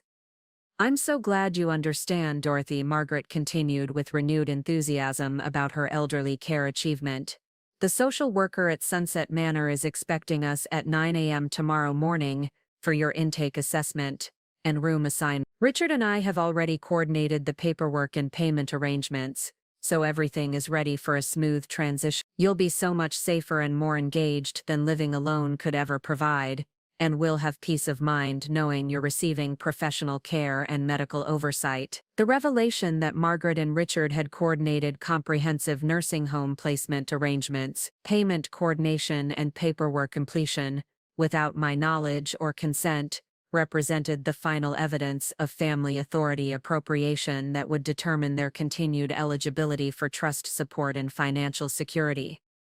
Their comfortable assumption that they could manage elder family transition through professional planning and administrative efficiency revealed their systematic approach to family relationship management that treated elderly autonomy as obstacles requiring strategic management rather than respect obligations deserving consideration. As I walked back to my car carrying the flower arrangement that Margaret and Richard had been too focused on their elderly care achievements to notice or acknowledge, I began processing the family respect assessment evidence that would determine their continued eligibility for investment, trust support and lifestyle coordination benefits. The systematic elderly displacement that I had experienced represented exactly the kind of family respect violation that triggered comprehensive trust review protocols and beneficiary conduct evaluation procedures. The drive back to my Upper West Side apartment provided time to reflect on the 8 years of anonymous financial support that had enabled Margaret and Richard's comfortable Manhattan lifestyle and their systematic development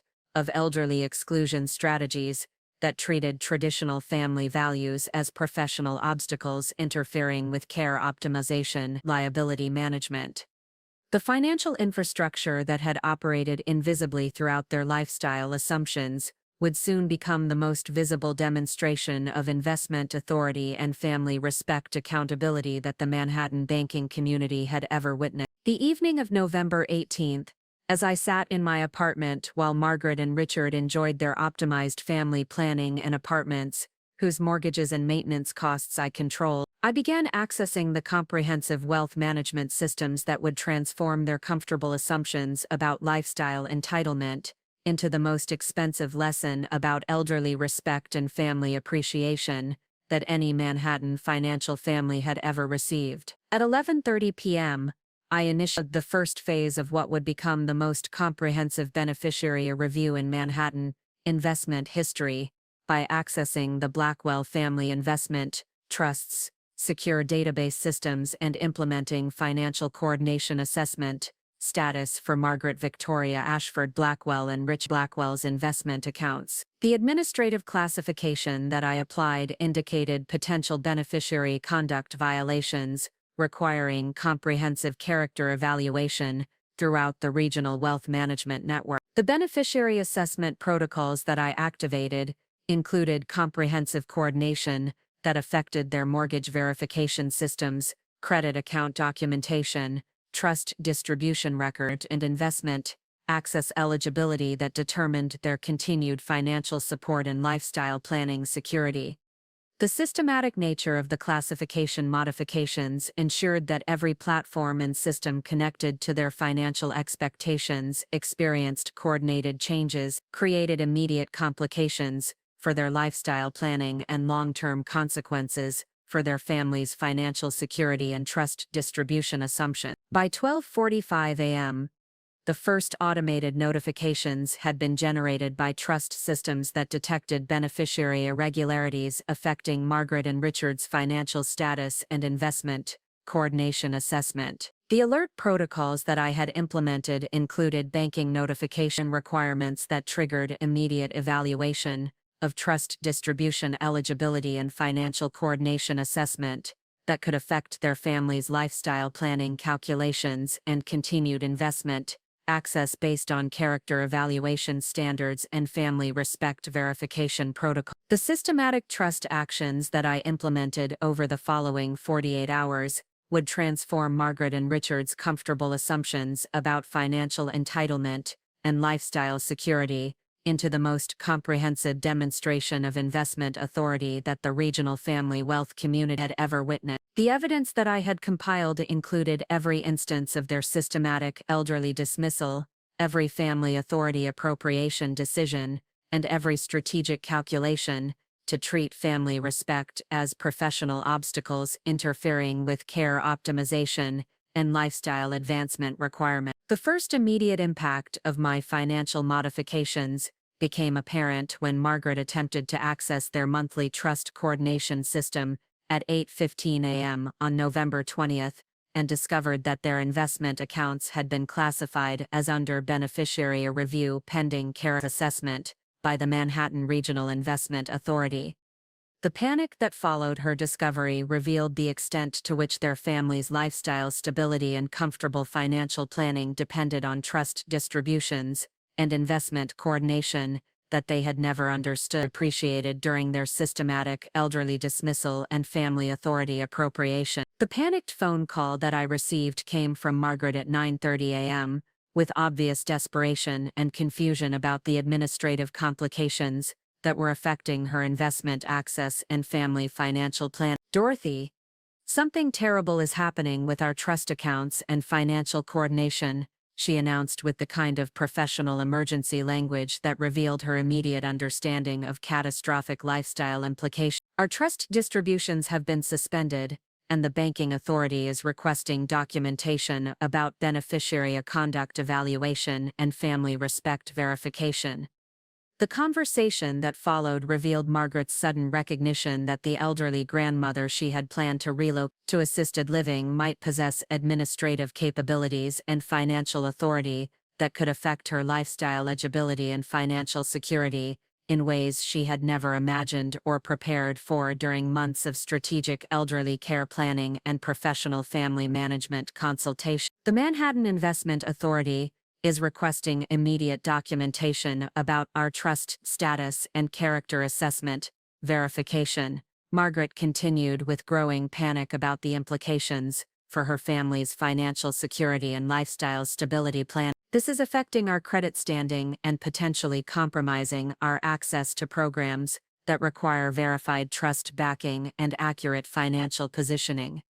But perhaps the most devastating immediate impact was the effect on Margaret and Richard's lifestyle planning and advancement negotiations that required verified trust backing and accurate financial positioning to maintain their comfortable Manhattan living and premium neighborhood access. The credit applications that they had been pursuing based on their guaranteed trust distributions became impossible to complete when banking institutions discovered that their primary financial backing no longer qualified for verified investment status or exclusive financial coordination. Prestigious neighborhood status that Margaret and Richard had been maintaining in Manhattan required verified trust backing and accurate financial positioning that distinguished authentic investment support from temporary arrangements and questionable financial management that didn't reflect genuine lifestyle stability and community credibility.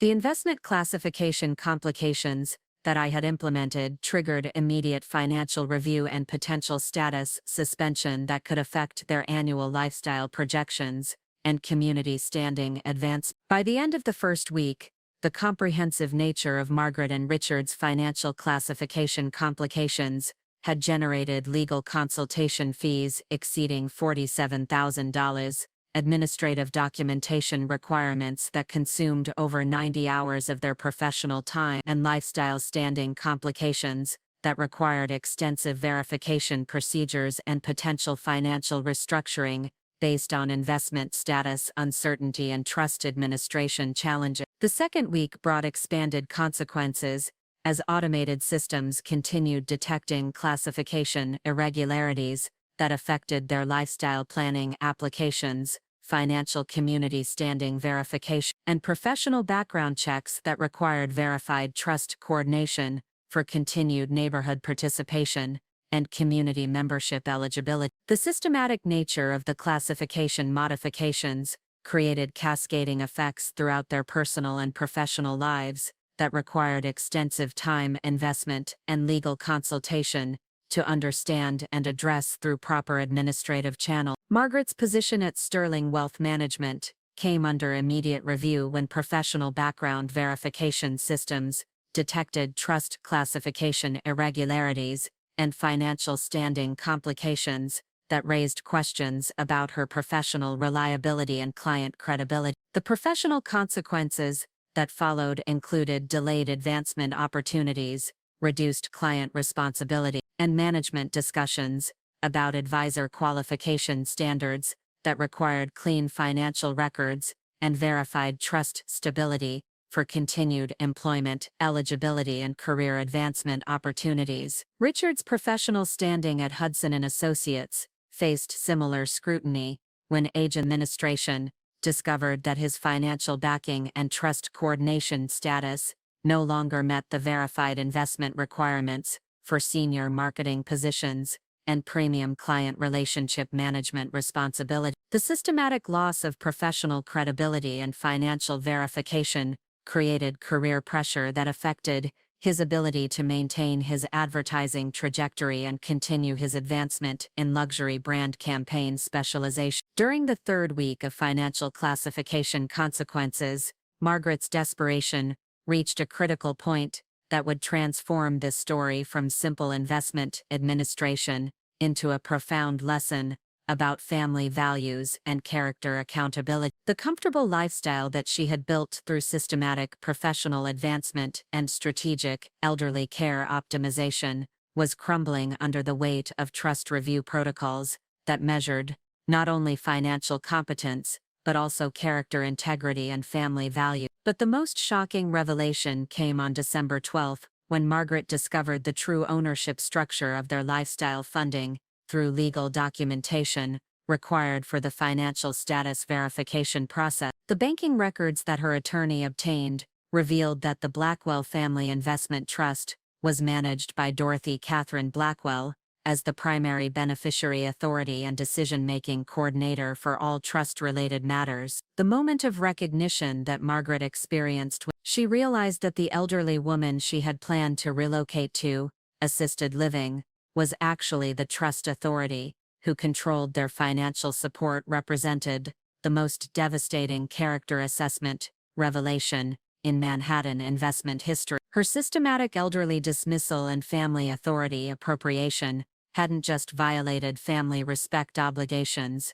they had been directed toward the very person whose financial coordination authority determined their continued lifestyle security and trust distribution. When Margaret called me on December 15 with genuine terror in her voice and desperate confusion about the trust authority revelations affecting their family's financial security, something remarkable began to happen that would transform this story from simple financial administration into a profound lesson about family values and elderly respect. The confident financial advisor who had dismissed me as a care management problem had been replaced by a young woman who finally understood the connection between family respect and financial privilege, between elderly wisdom and investment opportunity. Dorothy, I think I've made the most terrible mistake of my life, Margaret said during our emotional conversation that would mark the beginning of her character transformation. I was so focused on optimizing our family's elderly care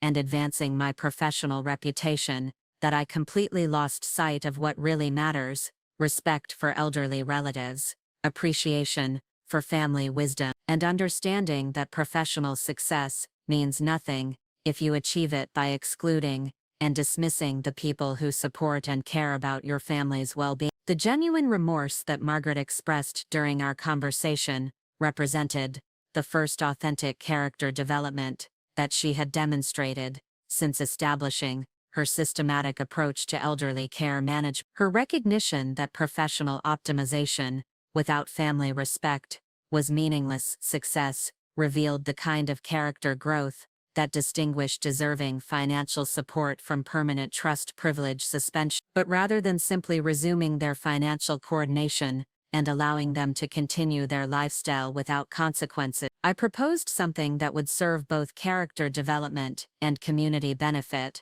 while creating opportunities for authentic family healing and meaningful financial responsibility. The alternative that I developed would become the most innovative family intervention in investment history, and the foundation for Margaret's transformation from systematic elderly dismissal to authentic family engagement and community service. Instead of permanently suspending Margaret and Richard's trust distributions, I created the Manhattan Senior Financial Dignity Program that would operate for 24, providing financial coordination and investment advocacy for low-income, elderly community members, while requiring Margaret's direct participation in senior financial services under my supervision as program coordinator. The program would serve over 180 elderly community members during its operation, while creating opportunities for Margaret to learn about family responsibility and elderly appreciation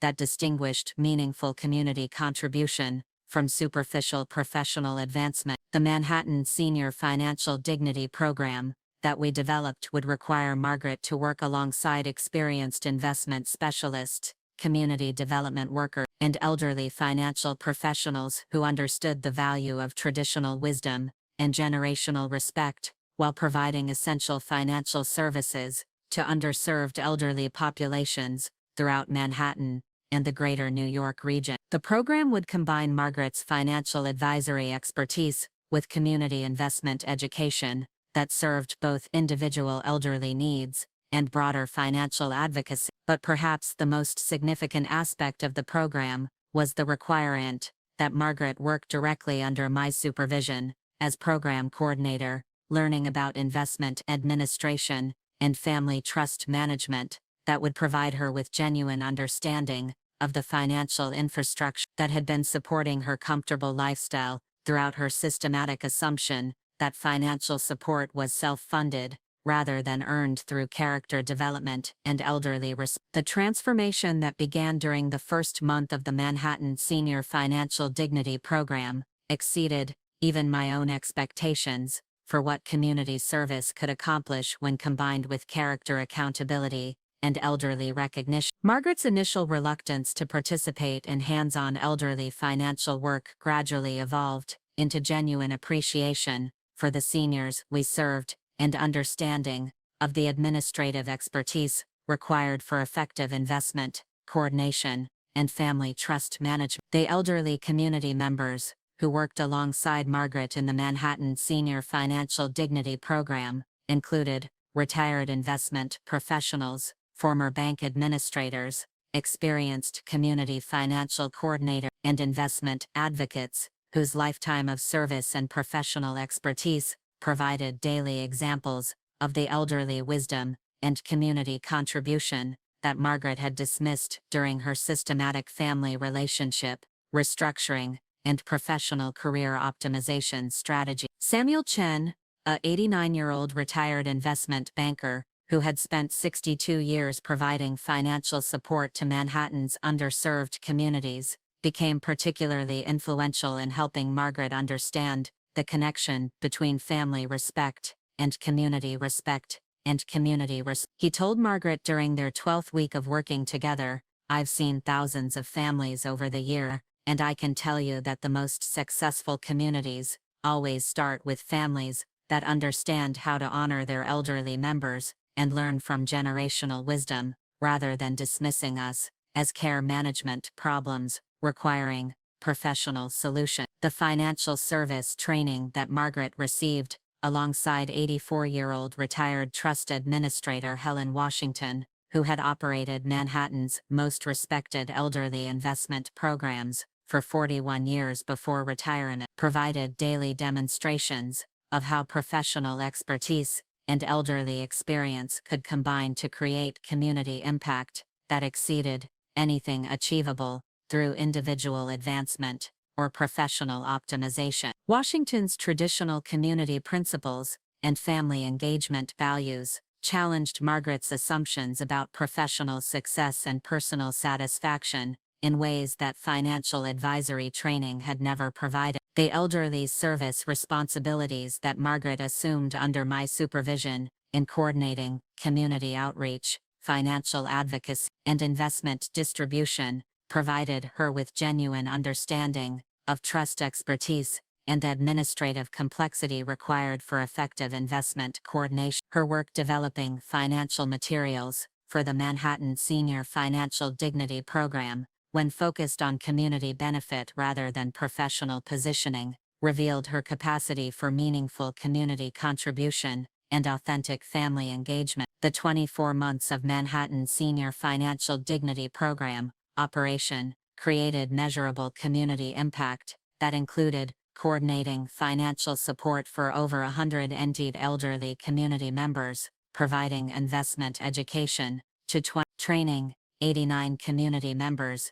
in elderly financial advocacy and investment coordination, and creating ongoing support networks that continued serving seniors long after the formal program concluded. The success of the program attracted attention from investment administrators throughout New York and established a model for family-based community service that honored both elderly needs and intergenerational collaboration. But perhaps the most significant transformation was the change in Margaret's understanding of family relationships and the value of elderly wisdom in creating meaningful community contribution. Her systematic elderly dismissal and professional career optimization strategies were replaced by genuine appreciation for my investment expertise and recognition of how family respect and community service could create personal satisfaction and family fulfillment that exceeded anything achievable through competitive financial advancement and strategic family management. The financial advisory career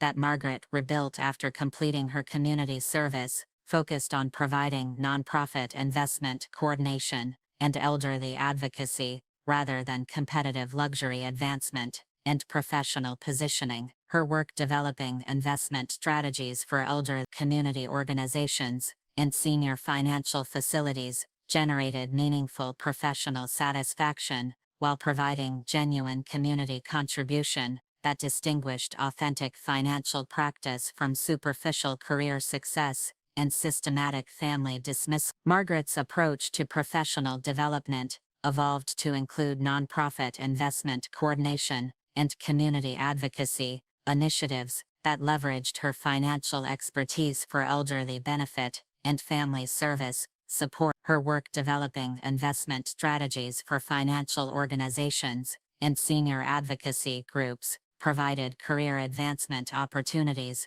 while creating authentic community impact and family pride that exceeded anything she had achieved through systematic elderly dismissal and career optimization. Richard's transformation followed a similar pattern, with his advertising expertise redirected toward community outreach and elderly advocacy campaigns that honored traditional values while creating meaningful professional satisfaction. His work developing marketing strategies for senior community organizations and elderly financial advocacy groups provided authentic creative fulfillment while contributing to community impact that distinguished meaningful professional practice from superficial career advance. The modest apartments in the Upper West Side where Margaret and Richard moved during their community service period costing $4,200 and $3,800 monthly respectively, and providing comfortable family living without luxury presentation requirement, became the foundation for authentic family relationships and community engagement, rather than systematic professional career development and elderly relationship management. The simple furnishings and traditional family activities that characterized their transformed lifestyle reflected genuine values and priorities that distinguished lasting happiness from temporary professional positioning and systematic family disrespect. 4 years later, Margaret and Richard's transformation had become a model for family-based community service throughout New York, with their story featured in community development, publications, and investment administration journals, as an example of how trust intervention could create family healing and authentic elderly appreciation. Margaret's work coordinating the annual New York Family Financial Responsibility Network, which operated in 38 communities throughout the state, provided ongoing opportunities for meaningful contribution while maintaining the family relationships and elderly respect that she had learned through her financial service experience.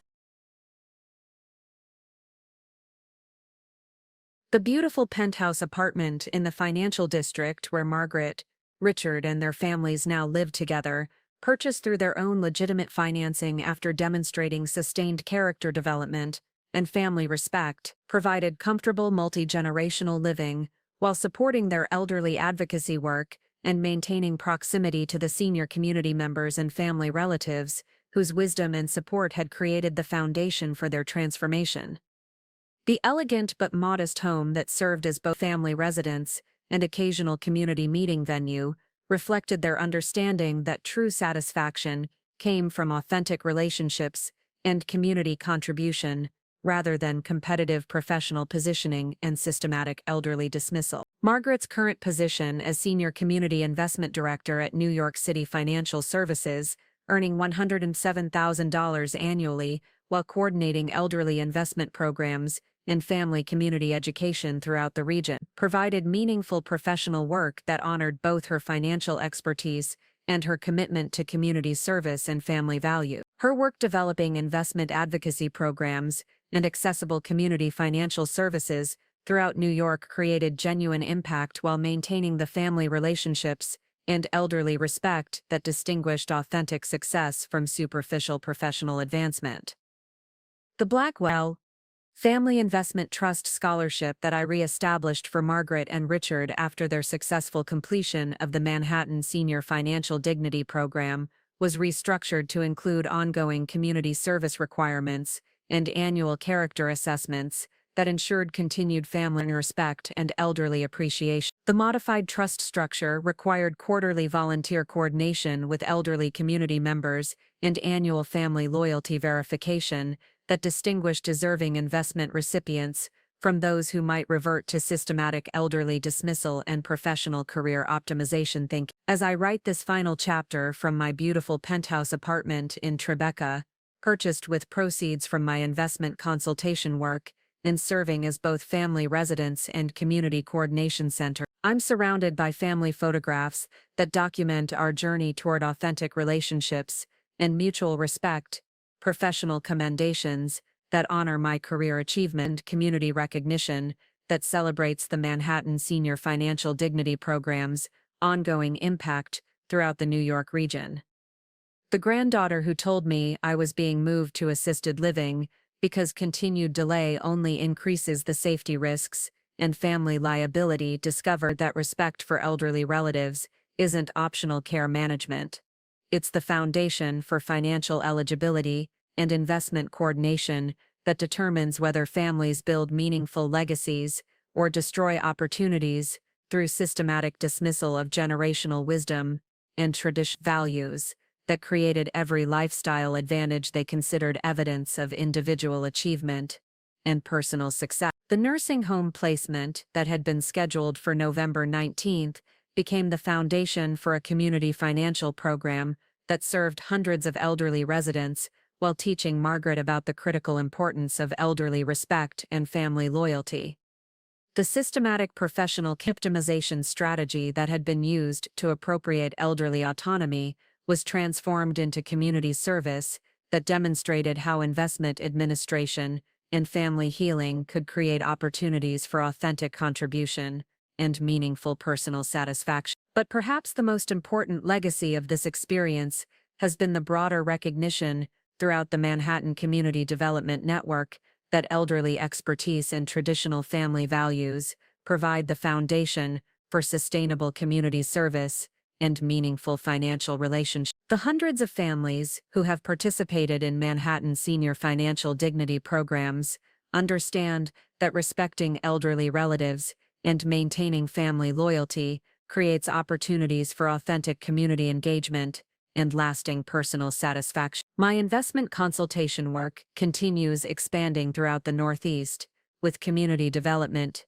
administrators in 12 states implementing our family-based financial models that honor both investment responsibility and intergenerational respect. The regional recognition of our approach to elderly inclusion and family-centered community service has created opportunities for meaningful contribution to financial advocacy throughout the eastern United States. The Blackwell Institute for Investment Excellence has established the Margaret Victoria Ashford Blackwell Fellowship for Family-Based Community Financial Practice, providing annual support for community development professionals who demonstrate both investment competence and commitment to elderly respect and family engagement in their advocacy work. The fellowship program ensures that future community financial professionals understand the importance of intergenerational collaboration and family values in creating sustainable community impact and authentic investment advocacy. Remember,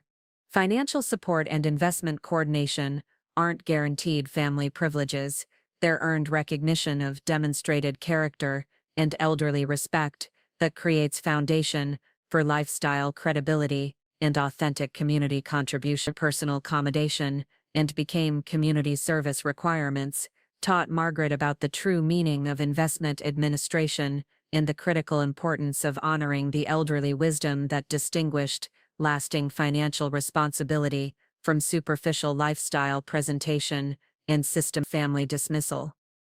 The investment empire that had operated invisibly throughout Margaret's comfortable assumptions became the visible foundation for her transformation into an authentic community financial professional who understood that true investment success comes from serving others, respecting the elderly relatives, whose wisdom and expertise created opportunities for meaningful contribution rather than competitive professional training, and systematic, generational dismissal that prioritized career management over authentic relationships and community values.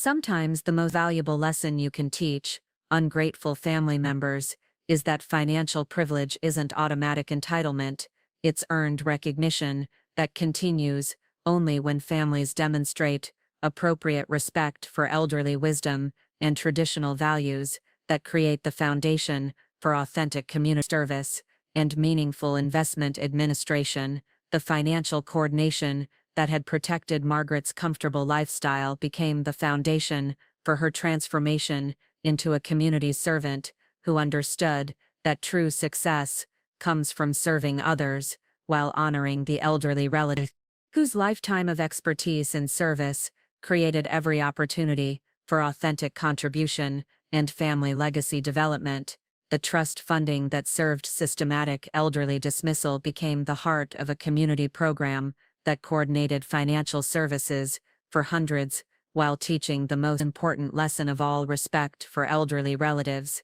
isn't just family courtesy, it's the foundation for investment eligibility and authentic community contribution that distinguishes meaningful service from superficial career presentation, and systematic dismissal of the generational wisdom creates opportunities for lasting impact and authentic personal satisfaction in service to others.